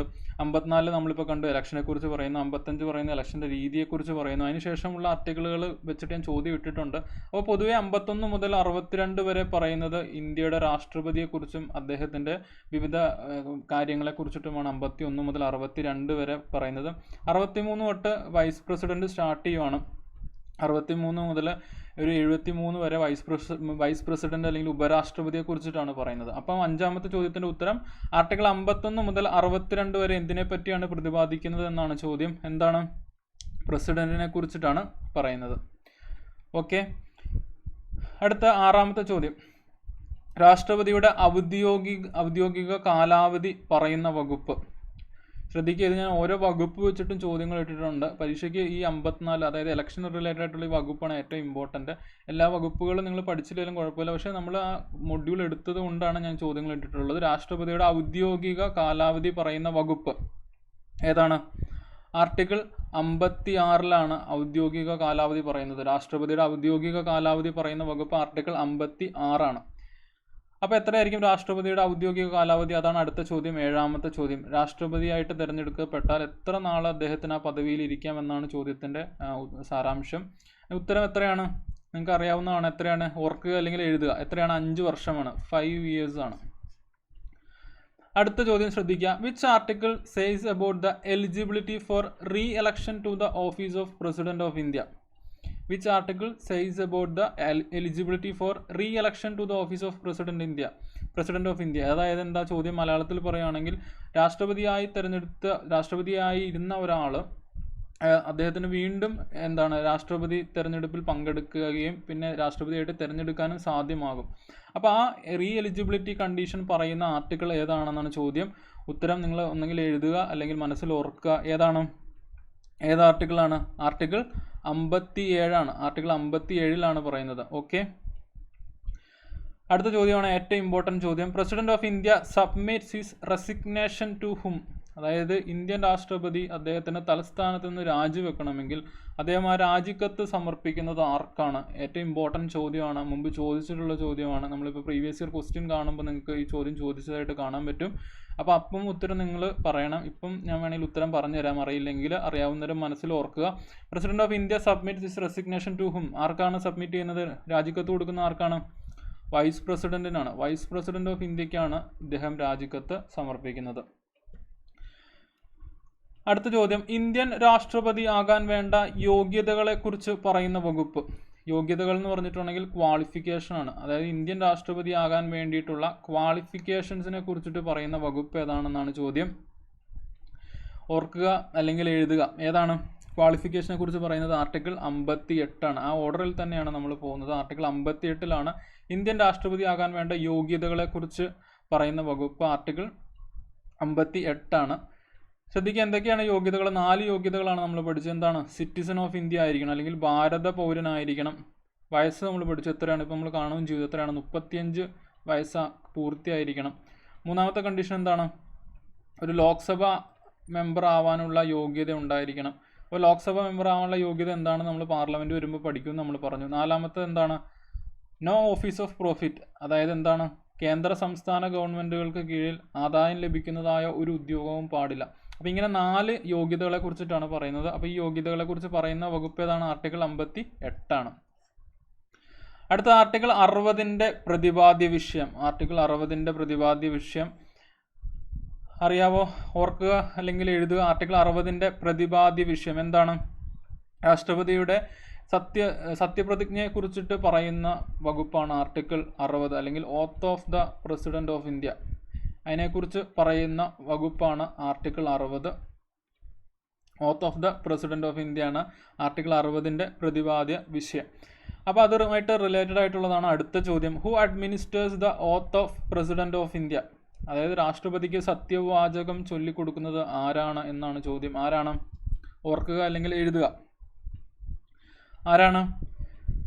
ചീഫ് ജസ്റ്റിസ് ഓഫ് ഇന്ത്യ, അല്ലെങ്കിൽ സുപ്രീം കോടതി ചീഫ് ജസ്റ്റിസ് ആയിരിക്കും ഇനി അദ്ദേഹത്തിന് സത്യവാചകം ചൊല്ലിക്കൊടുക്കുന്നത്. അതായത് രാഷ്ട്രപതിക്ക് സത്യവാചകം ചൊല്ലിക്കൊടുക്കുന്നത് ആരാണ്? ചീഫ് ജസ്റ്റിസ് ഓഫ് ഇന്ത്യ, അല്ലെങ്കിൽ സുപ്രീം കോടതി ചീഫ് ജസ്റ്റിസ് ആയിരിക്കും. അടുത്ത ചോദ്യമാണ്, രാഷ്ട്രപതി തിരഞ്ഞെടുപ്പിൽ വോട്ട് ചെയ്യുന്നത് ആരെല്ലാം? അപ്പോൾ ഈ കാര്യം പറഞ്ഞിരിക്കുന്ന ആർട്ടിക്കിൾ ഏതാണെന്ന് നിങ്ങൾ നേരത്തെ ഞാൻ പറഞ്ഞതാണ്, പഠിച്ചിട്ടുണ്ടെങ്കിൽ ഓർക്കേണ്ടതാണ്. ഏതാണ്? Article 54 election of the president പറയുന്നത്. അപ്പോൾ അതിലാണ് രാഷ്ട്രപതി തിരഞ്ഞെടുപ്പിൽ ആരൊക്കെ വോട്ട് ചെയ്യും എന്ന കാര്യം പറയുന്നത്. ആരൊക്കെയാണ് വോട്ട് ചെയ്യുന്നത്? പൊതുവെ പറഞ്ഞാൽ ആരൊക്കെയാണ്? പൊതുവെ പറഞ്ഞിട്ടുണ്ടെങ്കിൽ എലക്റ്റഡ് മെമ്പേഴ്സ് മാത്രമേ വോട്ട് ചെയ്യുകയുള്ളൂ. അതായത് നമുക്കറിയാം, സഭകൾ നോക്കിയിട്ടുണ്ടെങ്കിൽ അതിനകത്ത് തിരഞ്ഞെടുക്കപ്പെടുന്ന അംഗങ്ങളുമുണ്ട്, നാമനിർദ്ദേശം ചെയ്യപ്പെടുന്ന അംഗങ്ങളുമുണ്ട്. എന്നാൽ രാഷ്ട്രപതി തിരഞ്ഞെടുപ്പിൽ എലക്റ്റഡ് മെമ്പേഴ്സ് മാത്രമേ വോട്ട് ചെയ്യുകയുള്ളൂ. എവിടത്തേക്ക് മെമ്പേഴ്സ് വോട്ട് ചെയ്യും? ലോക്സഭ, രാജ്യസഭയിലെ എലക്റ്റഡ് മെമ്പേഴ്സ് വോട്ട് ചെയ്യും. പിന്നെ എവിടെയാണ്? സംസ്ഥാന നിയമസഭകളിലെ സ്റ്റേറ്റ് ലെജിസ്ലേറ്റീവ് അസംബ്ലീസിലെ ആളുകൾ വോട്ട് ചെയ്യും. കൂടാതെ എന്താണ്? എലക്റ്റഡ് മെമ്പേഴ്സ് ഓഫ് കേന്ദ്രഭരണ പ്രദേശം, അതായത് കേന്ദ്രഭരണ പ്രദേശങ്ങളിൽ നിയമസഭകളുള്ള ഏതൊക്കെ കേന്ദ്രഭരണ പ്രദേശങ്ങളുണ്ടോ അവിടത്തെയും എലക്റ്റഡ് മെമ്പേഴ്സ് വോട്ട് ചെയ്യും. അപ്പോൾ ഈ 3 കൂട്ടരാണ് വോട്ട് ചെയ്യുന്നത്. അതായത് ബേസിക്കലി പറഞ്ഞാൽ എലക്റ്റഡ് മെമ്പേഴ്സ് മാത്രമേ വോട്ട് ചെയ്യുള്ളൂ. അപ്പോൾ അതായത് പാർലമെൻറ്റിലെ എല്ലാ എലക്റ്റഡ് മെമ്പേഴ്സും വോട്ട് ചെയ്യും, ലോക്സഭ രാജ്യസഭയിലെ എല്ലാവരും വോട്ട് ചെയ്യും, സംസ്ഥാന നിയമസഭകളിലെ എല്ലാ എലക്റ്റഡ് മെമ്പേഴ്സും വോട്ട് ചെയ്യും. കൂടാതെ നിയമസഭകളുള്ള കേന്ദ്രഭരണ പ്രദേശത്തിലെ ആ സഭകളിലെ എലക്റ്റഡ് മെമ്പേഴ്സ് വോട്ട് ചെയ്യും. അപ്പോൾ അതാണ് രാഷ്ട്രപതി തിരഞ്ഞെടുപ്പിൽ വോട്ട് ചെയ്യുന്നത് ആരെല്ലാം എന്ന ചോദ്യത്തിൻ്റെ ഉത്തരം. അപ്പോൾ ഇത് പറഞ്ഞിട്ടുള്ളത് article 54 election of the president related ആയിട്ടുള്ള ആർട്ടിക്കിളാണ്. കൂടാതെ പ്രസിഡന്റിന്റെ മെത്തേഡ്, അതായത് ഇലക്ഷന്റെ രീതി പറയുന്നതാണ് ആർട്ടിക്കിൾ 55. അടുത്തത് രാഷ്ട്രപതിയുടെ പുറത്താക്കൽ നടപടിക്രമത്തിന് പറയുന്ന പേര് നമ്മൾ പഠിച്ചല്ലേ. അടുത്ത ചോദ്യം റിലേറ്റഡ് ആണ്. രാഷ്ട്രപതിയുടെ പുറത്താക്കൽ നടപടിയെക്കുറിച്ച് പറയുന്ന വകുപ്പ്. രണ്ടും നിങ്ങൾ മനസ്സിൽ ഉത്തരം ഓർക്കുക, അല്ലെങ്കിൽ എഴുതുന്നവരുണ്ടെങ്കിൽ എഴുതുക. രാഷ്ട്രപതിയുടെ പുറത്താക്കൽ നടപടിക്രമത്തിന് പറയുന്ന പേര് എന്താണ്? നമ്മൾ പഠിച്ചു, ഇംപീച്ച്മെന്റ് ഓഫ് പ്രസിഡന്റ് ആണ്. നമ്മൾ കടമെടുത്ത ഭാഗങ്ങളൊക്കെ പറഞ്ഞപ്പോഴും നമ്മൾ ഈ കാര്യം പറഞ്ഞിരുന്നു. അതായത് ഇപ്പം ഡൊണാൾഡ് ട്രംപിനെ പുറത്താക്കണമെന്ന് ചിന്തിക്കാത്ത അമേരിക്കക്കാർ കുറവായിരിക്കും. അപ്പോൾ ഈ ഒരു ആശയം നമ്മൾ കടമെടുത്തത് അമേരിക്കയിൽ നിന്നാണെന്നൊക്കെ വെച്ച് നമ്മൾ പഠിച്ചായിരുന്നു. അപ്പോൾ ഇംപീച്ച്മെൻ്റ് ആണ് രാഷ്ട്രപതിയുടെ പുറത്താക്കൽ നടപടിക്രമത്തിന് പറയുന്ന പേര്. അത് ഏത് വകുപ്പാണ്? ആർട്ടിക്കിൾ ഏറ്റവും ഇമ്പോർട്ടൻ്റ് ആണ്. ആർട്ടിക്കിൾ 54 ശേഷം ഇമ്പോർട്ടൻ്റ് ആയിട്ട് വരുന്ന ആർട്ടിക്കിളാണ് ആർട്ടിക്കിൾ 61. അതായത് രാഷ്ട്രപതിയുടെ ഇംപീച്ച്മെൻറ്റ് പ്രൊസീജിയർ അല്ലെങ്കിൽ പുറത്താക്കൽ നടപടിക്രമത്തെക്കുറിച്ച് പറയുന്ന ആർട്ടിക്കിൾ 61. ഓക്കെ. അടുത്തത് നമ്മൾ രാഷ്ട്രപതിയുടെ കുറച്ച് വിശേഷണങ്ങൾ പഠിച്ചിരുന്നു. അപ്പോൾ നിങ്ങൾക്ക് അറിയാവുന്നത് തന്നെയാണ്. ഇന്ത്യയുടെ സർവ്വസൈന്യാധിപൻ അല്ലെങ്കിൽ supreme commander of defence forces of India എന്നറിയപ്പെടുന്ന ആരാണ് നിങ്ങൾക്ക് അറിയാവുന്നതാണ്. രാഷ്ട്രപതിയാണ്, അതായത് പ്രസിഡന്റ് ഓഫ് ഇന്ത്യയാണ്. ഇന്ത്യയുടെ സർവ്വസൈന്യാധിപൻ അല്ലെങ്കിൽ ഇന്ത്യയുടെ പ്രഥമ പൗരൻ എന്നൊക്കെ അറിയപ്പെടുന്നത് പ്രസിഡന്റ് ഓഫ് ഇന്ത്യയാണ്. ഇംഗ്ലീഷിൽ പറഞ്ഞിട്ടുണ്ടെങ്കിൽ ഫസ്റ്റ് സിറ്റിസൺ, അല്ലെങ്കിൽ സർവ്വസൈന്യാധിപൻ ഇംഗ്ലീഷാണ് supreme commander of defence forces of India. ഈ പദവിയൊക്കെ ആർക്കാണ്? രാഷ്ട്രപതിക്കാണ്. Supreme commander of defence forces of India, അതും രാഷ്ട്രപതി തന്നെയാണ്. ഓക്കെ. അടുത്ത ചോദ്യം, എന്ത് കാരണം കൊണ്ടാണ് രാഷ്ട്രപതിയെ നീക്കം ചെയ്യാൻ സാധിക്കുന്നത്? അപ്പോൾ ഒരാളെ ആ സ്ഥാനത്ത് നിന്ന് നീക്കം ചെയ്യാൻ എന്തെങ്കിലും കാരണം ഉണ്ടാവുമല്ലോ. അപ്പം രാഷ്ട്രപതിയെ നീക്കം ചെയ്യണമെങ്കിൽ ഒരൊറ്റ കാരണം കൊണ്ട് മാത്രമേ പറ്റുള്ളൂ. അതെന്താണെന്ന് നമ്മൾ പഠിച്ചിരുന്നു. ഏതാണ്? ഓർക്കുന്നുണ്ടോ? എന്താണ്? വയലേഷൻ ഓഫ് ദ കോൺസ്റ്റിറ്റ്യൂഷൻ ആണ്. വയലേഷൻ ഓഫ് ദ കോൺസ്റ്റിറ്റ്യൂഷൻ അല്ലെങ്കിൽ ഭരണഘടനാ ലംഘനം. അപ്പം ഭരണഘടന ലംഘിക്കുന്ന ഒരു സാഹചര്യം ഉണ്ടായാൽ മാത്രമേ രാഷ്ട്രപതിക്കെതിരെ ഒരു ഇംപീച്ച്മെന്റ് നടപടി അല്ലെങ്കിൽ പുറത്താക്കൽ നടപടി കൊണ്ടുവരാൻ സാധിക്കുകയുള്ളൂ. വയലേഷൻ ഓഫ് ദ കോൺസ്റ്റിറ്റ്യൂഷൻ ആണ്. അടുത്ത 18ാമത്തെ ചോദ്യം, who is the ex officio chairman of council of States? Who is the ex officio chairman of council of state? അപ്പോൾ ഇന്ന് ശ്രദ്ധിക്കുക, ഇത് ഞാൻ മനഃപൂർവ്വം ഇംഗ്ലീഷിൽ തന്നെ ചോദ്യം ഇട്ടതാണ്. ഈ ചോദ്യം മലയാളത്തിലാണെങ്കിൽ എന്തായിരിക്കും? കൗൺസിൽ ഓഫ് സ്റ്റേറ്റ്സ് എന്ന് പറഞ്ഞാൽ എന്താണ്? രാജ്യസഭയാണ്. രാജ്യസഭ. അതായത് രാജ്യസഭയുടെ ചെയർമാൻ ആരാണെന്ന് ചോദിച്ചിട്ടുള്ളത്. എക്സ് ഒഫീഷ്യോ എന്ന് പറഞ്ഞിട്ടുണ്ടെങ്കിൽ ഈ പദവിയിലോട്ട് വരുന്ന ആൾ വേറൊരു പദവിയിൽ വരുന്നത് കൊണ്ട് ഈ പദവിയിലോട്ട് വരുന്നതാണ്. നമ്മൾ പഠിച്ചതാണ്. എന്താണ്? ഇന്ത്യയുടെ ഉപരാഷ്ട്രപതി അല്ലെങ്കിൽ വൈസ് പ്രസിഡന്റ് ആരാണോ അദ്ദേഹമാണ് രാജ്യസഭയുടെ അല്ലെങ്കിൽ കൗൺസിൽ ഓഫ് സ്റ്റേറ്റ്സിൻ്റെ ചെയർമാനായിട്ട് വരുന്നത്. അതുകൊണ്ടാണ് എക്സ് ഒഫീഷ്യോ ചെയർമാൻ എന്ന് പറയാൻ കാരണം. അപ്പോൾ ആരാണോ ഇന്ത്യയുടെ ഉപരാഷ്ട്രപതി അല്ലെങ്കിൽ വൈസ് പ്രസിഡന്റ് അദ്ദേഹമാണ് ഇന്ത്യയുടെ രാജ്യസഭയുടെ ചെയർമാനായിട്ട് വരുന്നത്. അപ്പോൾ who is the ex officio chairman of council of states എന്ന് ചോദിച്ചിട്ടുണ്ടെങ്കിൽ എൻ്റെ ഉത്തരം എന്താണ്? വൈസ് പ്രസിഡന്റ് ആണ്. വൈസ് പ്രസിഡന്റ് ആണ്. ഓക്കെ. അപ്പോൾ അതും കിട്ടിയെന്ന് വിചാരിക്കുന്നു.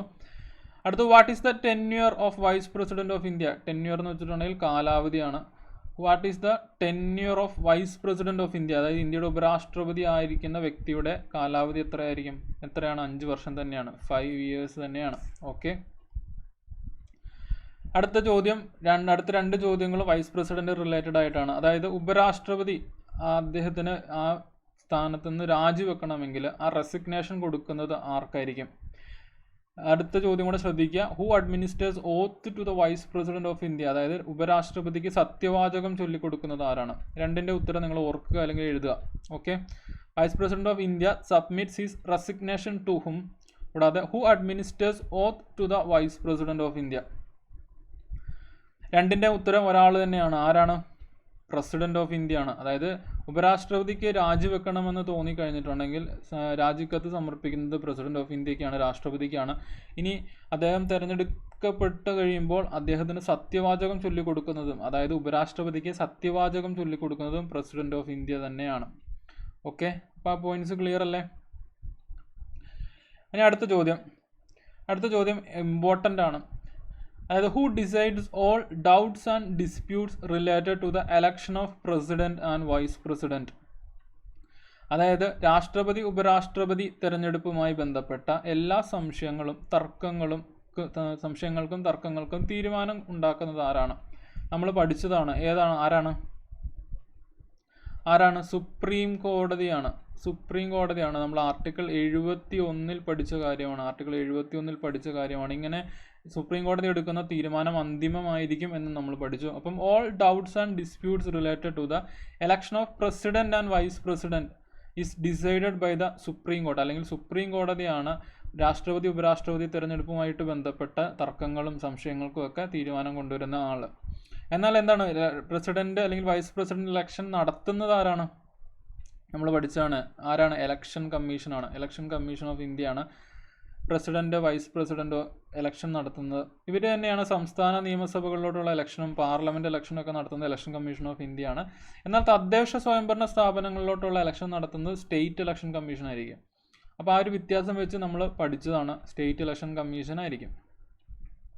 അടുത്ത ചോദ്യം ആർട്ടിക്കിൾ 72 പ്രതിപാദ്യ വിഷയം ഇമ്പോർട്ടൻ്റ് ആണ്, നിങ്ങൾ ഓർക്കുക അല്ലെങ്കിൽ എഴുതുക. ആർട്ടിക്കിൾ 72 പ്രതിപാദ്യ വിഷയം എന്താണ്? Pardoning power of the president പറയുന്ന ആർട്ടിക്കിളാണ്. പാർഡനിങ് പവർ എന്ന് പറഞ്ഞിട്ടുണ്ടെങ്കിൽ പുതുമാപ്പ് കൊടുക്കാനുള്ള അധികാരം, രാഷ്ട്രപതിയുടെ അധികാരം. Pardoning power of president of India പറയുന്ന ആർട്ടിക്കിളാണ് ആർട്ടിക്കിൾ 72. അപ്പോൾ നമ്മൾ പഠിച്ചു വധശിക്ഷ, അതായത് ഇന്ത്യയിൽ ഏത് കോടതി വിധിച്ച ശിക്ഷ, അതിൽ വധശിക്ഷ ഉൾപ്പെടെയുള്ള ശിക്ഷകൾക്ക് ഇളവ് കൊടുക്കാനും മാപ്പ് കൊടുക്കാനുമുള്ള അധികാരം രാഷ്ട്രപതിക്കുണ്ട്. അതാണ് ആർട്ടിക്കിൾ 72 പറയുന്നത്. അപ്പോൾ pardoning power of the president of ഇന്ത്യയാണ് ആർട്ടിക്കിൾ 72 പറയുന്നത്, നമ്മൾ പഠിച്ചതാണ്. അടുത്ത ചോദ്യം ശ്രദ്ധിക്കുക, പ്രധാനമന്ത്രിയെ നിയമിക്കുന്നത് ആരാണ്? ശ്രദ്ധിക്കുക, ഇങ്ങനെ ഒരു ചോദ്യം നിങ്ങൾക്ക് പരീക്ഷയ്ക്ക് എക്സ്പെക്ട് ചെയ്യാവുന്നതാണ്, അപ്പം ഡൗട്ട് അടിക്കരുത്. അപ്പോൾ പ്രധാനമന്ത്രിയെ തിരഞ്ഞെടുക്കുന്നത് ജനങ്ങളാണല്ലോ എന്നൊക്കെ ചിന്തിക്കും. പക്ഷേ യഥാർത്ഥത്തിൽ അദ്ദേഹത്തിനെ നിയമിക്കുന്നത് ആരാണ്? പ്രസിഡന്റ് ആണ്. അതായത് ഒരു ഇലക്ഷൻ കഴിയുമ്പോൾ ഏത് പാർട്ടിക്കാണോ മെജോറിറ്റി ഉണ്ടാവുന്നത് ആ പാർട്ടിയുടെ ലീഡറെ ആയിരിക്കും പ്രധാനമന്ത്രിയായിട്ട് നിയമിക്കുന്നത് രാഷ്ട്രപതി. അപ്പോൾ രാഷ്ട്രപതിക്ക് ഇഷ്ടമുള്ള ഒരാളെ പിടിച്ച് പ്രധാനമന്ത്രി ആക്കുകയല്ല, ഒരു ഇലക്ഷൻ കഴിയുമ്പോൾ മെജോറിറ്റി പാർട്ടി ഏതാണോ ആ പാർട്ടി ലീഡർ ആയിരിക്കും രാഷ്ട്രപതി പ്രധാനമന്ത്രിയായിട്ട് നിയമിക്കുന്നത്. പക്ഷേ ഇങ്ങനെ ഒരു ചോദ്യം വന്നിട്ടുണ്ടെങ്കിൽ കൺഫ്യൂഷൻ ആവരുത്, പ്രസിഡന്റ് ആണ് പ്രധാനമന്ത്രിയെ നിയമിക്കുന്നത്. അടുത്ത ചോദ്യം, അടുത്ത രണ്ട് ചോദ്യങ്ങളും റിലേറ്റഡ് ആണ്. മന്ത്രിസഭയുടെ അനുവദനീയമായ അംഗസംഖ്യ. അടുത്ത ചോദ്യം ശ്രദ്ധിക്കുക, ഏത് ഭേദഗതി വഴിയാണ് മന്ത്രിസഭയുടെ അനുവദനീയമായ അംഗസംഖ്യ കൊണ്ടുവന്നത്? അതായത് മന്ത്രിസഭയ്ക്ക് ഒരു ലിമിറ്റ് ഉണ്ട്, നമുക്ക് എല്ലാവരെയും പിടിച്ച് മന്ത്രിയാക്കാൻ പറ്റില്ല, പക്ഷേ എത്ര പേരെ മാക്സിമം ആക്കാം എന്നുള്ള ഒരു ലിമിറ്റ് ഉണ്ട്. ആ ലിമിറ്റാണ് ചോദിച്ചിട്ടുള്ളത്. ഏതാണ്? മാക്സിമം കൊണ്ടുവരാവുന്നത് 15%. ലോക്സഭയുടെ ആകെ അംഗസംഖ്യയുടെ 15% വരെയാണ് മന്ത്രിസഭയുടെ, അത് പ്രധാനമന്ത്രി ഉൾപ്പെടെയാണ് കൊണ്ടുവരാൻ കഴിയുകയുള്ളൂ. അപ്പോൾ അതൊരു കൊണ്ടുവന്ന ഒരു അമെൻമെൻ്റ് ഉണ്ട്. ഏത് അമെൻമെൻ്റാണ്? 91st കോൺസ്റ്റിറ്റ്യൂഷണൽ അമെൻമെൻറ്റ് ആക്ട് 2003 പ്രകാരമാണ് ഈ സംഭവം കൊണ്ടുവന്നിട്ടുള്ളത്. അതായത് 15%, ലോക്സഭയുടെ ആകെ അംഗങ്ങളുടെ 15% കൂടാൻ പാടില്ല മന്ത്രിസഭയുടെ മൊത്തം എണ്ണം. അത് പ്രധാനമന്ത്രി ഉൾപ്പെടെയുള്ള മന്ത്രിസഭയുടെ എണ്ണം 15% കൂടാൻ പാടില്ല. അത് കൊണ്ടുവന്നത് 91st കോൺസ്റ്റിറ്റ്യൂഷണൽ അമെൻമെൻറ്റ് ആക്ട് അല്ലെങ്കിൽ ഭരണഘടനാ ഭേദഗതി നിയമം 2003 അനുസരിച്ചാണ്. അടുത്ത ചോദ്യം, അറ്റോർണി ജനറലിനെ കുറിച്ച് പ്രതിപാദിക്കുന്ന വകുപ്പ്. ഓർക്കുക അല്ലെങ്കിൽ എഴുതുക, അറ്റോർണി ജനറലിനെ കുറിച്ച് പ്രതിപാദിക്കുന്ന വകുപ്പ് ആർട്ടിക്കിൾ 76 ആണ്. അപ്പോൾ അറ്റോർണി ജനറലിനെ കുറിച്ച് നമ്മൾ വീണ്ടും പിന്നീട് പഠിക്കും. നമ്മൾ ആ ഒരു ആർട്ടിക്കിൾ ഡിസ്കസ് ചെയ്തപ്പോൾ പറഞ്ഞൊരു പോയിൻ്റാണ്, എന്താണ്? Highest law officer in the കൺട്രിയാണ്. ആര്? Attorney general. അപ്പോൾ അദ്ദേഹത്തെക്കുറിച്ച് പ്രതിപാദിക്കുന്ന വകുപ്പാണ് ആർട്ടിക്കിൾ 76. ഓക്കെ, അപ്പോൾ അത് ക്ലിയർ ആയെന്ന് വിചാരിക്കുന്നു. അടുത്ത ചോദ്യം, ഭരണഘടനയുടെ ഭാഗം 5 പ്രതിപാദ്യ വിഷയം. ഇതൊരു ജനറൽ ആയിട്ടുള്ള ക്വസ്റ്റ്യൻ ആണ്. ഭരണഘടനയുടെ പാർട്ട് 5 പറയുന്നത് എന്താണെന്നാണ് ചോദിച്ചിട്ടുള്ളത്. അപ്പോൾ നമ്മൾ മൊഡ്യൂൾ 4 സ്റ്റാർട്ട് ചെയ്ത് പാർട്ട് 5 ആണ്, അതുകൊണ്ടാണ് ഈ ചോദ്യം ഇട്ടിട്ടുള്ളത്. ഭരണഘടനയുടെ ഭാഗം 5 പ്രതിപാദ്യ വിഷയം എന്താണ്? യൂണിയൻ ഗവൺമെൻറ് ആണ്. ആർട്ടിക്കിൾ 52 മുതൽ 151 വരെയാണ് പാർട്ട് 5 പറയുന്നത്. പൊതുവെ പറയുകയാണെങ്കിൽ യൂണിയൻ ഗവൺമെൻറ്റിനെ കുറിച്ചിട്ടാണ്, അതായത് കേന്ദ്രതല ഭരണ സംവിധാനം ആണ് ശരിക്കും ഭാഗം 5 പറയുന്നത്. എന്തൊക്കെയാണ് പറയുന്നത്? പ്രസിഡന്റിനെ കുറിച്ച് പറയുന്നുണ്ട്, നമ്മൾ പഠിച്ചു. Vice president, prime minister, council of minister അല്ലെങ്കിൽ മന്ത്രിസഭ, അറ്റോർണി ജനറൽ, അതിനുശേഷം പാർലമെൻറ്റിനെ കുറിച്ച് നമ്മൾ പഠിക്കുന്നുണ്ട്. അതിനുശേഷം സുപ്രീം കോടതിയെക്കുറിച്ചും ഈ ഭാഗത്ത് തന്നെയാണ് പഠിക്കുന്നത്. അതായത് എന്താണ്, യൂണിയൻ ജുഡീഷ്യറി ആയിട്ട് ബന്ധപ്പെട്ട സുപ്രീം കോടതിയും ഈ ഭാഗത്താണ് നമ്മൾ പഠിക്കുന്നത്. അപ്പോൾ ഇതിനകത്ത് ഇപ്പോൾ മൊഡ്യൂൾ 4 നമ്മൾ ഇത്രയാണ് പഠിച്ചിട്ടുള്ളത്. ബാക്കി കാര്യങ്ങൾ നമ്മൾ അടുത്ത മൊഡ്യൂളിൽ പഠിക്കുന്നതാണ്. അപ്പോൾ ഭാഗം 5 പ്രതിപാദ്യ വിഷയം എന്താണ്? യൂണിയൻ ഗവൺമെൻറ് ആണ്. ആർട്ടിക്കിൾ 52 മുതൽ 151 വരെയാണ്. അപ്പോൾ ആ റേഞ്ച് അറിഞ്ഞിരുന്നാൽ പോലും ഈ പറയുന്ന കാര്യങ്ങൾ ഏതെങ്കിലും കുറിച്ചിട്ടുള്ള ഒരു ചോദ്യം വന്നിട്ടുണ്ടെങ്കിൽ റേഞ്ച് അറിഞ്ഞിരുന്നാൽ പോലും നമുക്ക് ചെയ്യാൻ പറ്റും. ഈ റേഞ്ചിൽ ഇല്ലാത്തൊരു ആർട്ടിക്കിൾ ആണെങ്കിൽ നമുക്ക് എലിമിനേറ്റ് ചെയ്യാൻ പറ്റുന്നതാണ്. അപ്പോൾ അടുത്ത ചോദ്യം നോക്കി ശ്രദ്ധിച്ച്, സുപ്രീം കോടതിയെക്കുറിച്ച് പറയുന്ന ഭരണഘടനയുടെ ഭാഗം. ഇപ്പോൾ ഞാൻ ഓൾറെഡി പറഞ്ഞു പാർട്ട് 5 സുപ്രീം കോടതിയെക്കുറിച്ച് നമ്മൾ പഠിക്കുമെന്ന് പറഞ്ഞു. ഇനിയിപ്പോൾ സുപ്രീം കോടതിയെക്കുറിച്ചുള്ള ഒരു ഒറ്റ ആർട്ടിക്കിൾ നിങ്ങൾക്ക് അറിയില്ലെങ്കിൽ പോലും അതിപ്പോൾ പാർട്ട് 5 നിങ്ങൾക്ക് മനസ്സിലായി. അപ്പോൾ എന്താണ് സുപ്രീം കോടതിയെക്കുറിച്ച് പറയുന്ന ഭരണഘടനയുടെ ഭാഗം ഏതാണ്? പാർട്ട് 5 ആണ്, അല്ലെങ്കിൽ ഭാഗം 5 പറയുന്നത്. അടുത്ത ചോദ്യം ശ്രദ്ധിക്കുക, നമ്മളിനി രാഷ്ട്രപതിമാരെ കുറിച്ചിട്ടുള്ള ചോദ്യങ്ങളാണ്. അതായത് ഇന്ത്യയിൽ ഇതുവരെ വന്നിട്ടുള്ള അല്ലെങ്കിൽ ആ പദവിയിൽ വന്നിട്ടുള്ള രാഷ്ട്രപതിമാരെ കുറിച്ചിട്ടുള്ള ചോദ്യങ്ങളാണ്. First president to die in office ആരാണ്? രാഷ്ട്രപതി ആയിരിക്കെ മരണപ്പെട്ട ആദ്യത്തെ വ്യക്തി. First president to die in office ആരാണ്? സക്കീർ ഹുസൈൻ ആണ്. First president to die in office Zakir Hussain ആണ്. അതായത് രാഷ്ട്രപതി ആയിരിക്കെ മരണപ്പെടുന്ന വ്യക്തി അല്ലെങ്കിൽ ആദ്യത്തെ രാഷ്ട്രപതിയാണ് സക്കീർ ഹുസൈൻ. അടുത്ത ചോദ്യം, second president to die in office, അതായത് രാഷ്ട്രപതി ആയിരിക്കെ മരണപ്പെടുന്ന രണ്ടാമത്തെ വ്യക്തി അല്ലെങ്കിൽ രണ്ടാമത്തെ രാഷ്ട്രപതി ആരാണ്? ഫക്രുദ്ദീൻ അലി അഹമ്മദ് ആണ്. അപ്പോൾ നമ്മൾ എങ്ങനെയാണ് ഇത് പഠിച്ചത്? അതായത് മുസ്ലിംസിന് മൊത്തത്തിൽ നല്ല സമയമല്ല എന്ന് നമ്മൾ ചിന്തിക്കാൻ പറഞ്ഞു. അങ്ങനെയാണ്, രണ്ടും മുസ്ലിം രാഷ്ട്രപതിമാരാണ് ആ പദവിയിലിരിക്കെ മരണപ്പെട്ടത്. അപ്പോൾ ശ്രദ്ധിക്കുക, സക്കീർ ഹുസൈനും ഫക്രുദ്ദീൻ അലി അഹമ്മദാണ് ഇപ്പോൾ രാഷ്ട്രപതി പദവിയിലിരിക്കെ മരണപ്പെട്ട 2 രാഷ്ട്രപതിമാർ. അടുത്ത ചോദ്യം ശ്രദ്ധിക്കുക, ഏറ്റവും കുറച്ച് കാലം രാഷ്ട്രപതി ആയ വ്യക്തി ആരാണ്? ഈ മരണപ്പെട്ടതിൽ ഒരാളാണ്. ആരാണ്? സക്കീർ ഹുസൈൻ ആണ്. അതായത് അദ്ദേഹം മരണപ്പെട്ടത് കൊണ്ട് തന്നെ അദ്ദേഹത്തിന് അധികം കാലം രാഷ്ട്രപതി പദവിയിൽ തുടരാൻ കഴിഞ്ഞില്ല. അപ്പം ഏറ്റവും കുറച്ച് കാലം രാഷ്ട്രപതി ആയ വ്യക്തി ആരാണെന്ന് ചോദിച്ചിട്ടുണ്ടെങ്കിൽ സക്കീർ ഹുസൈൻ ആണ്. അടുത്തത്, ഇന്ത്യയുടെ ആദ്യത്തെ രാഷ്ട്രപതി അല്ലെങ്കിൽ first president of independent India. Easy question ആണ്. ആരാണ്? ഡോക്ടർ രാജേന്ദ്ര പ്രസാദ് ആണ്.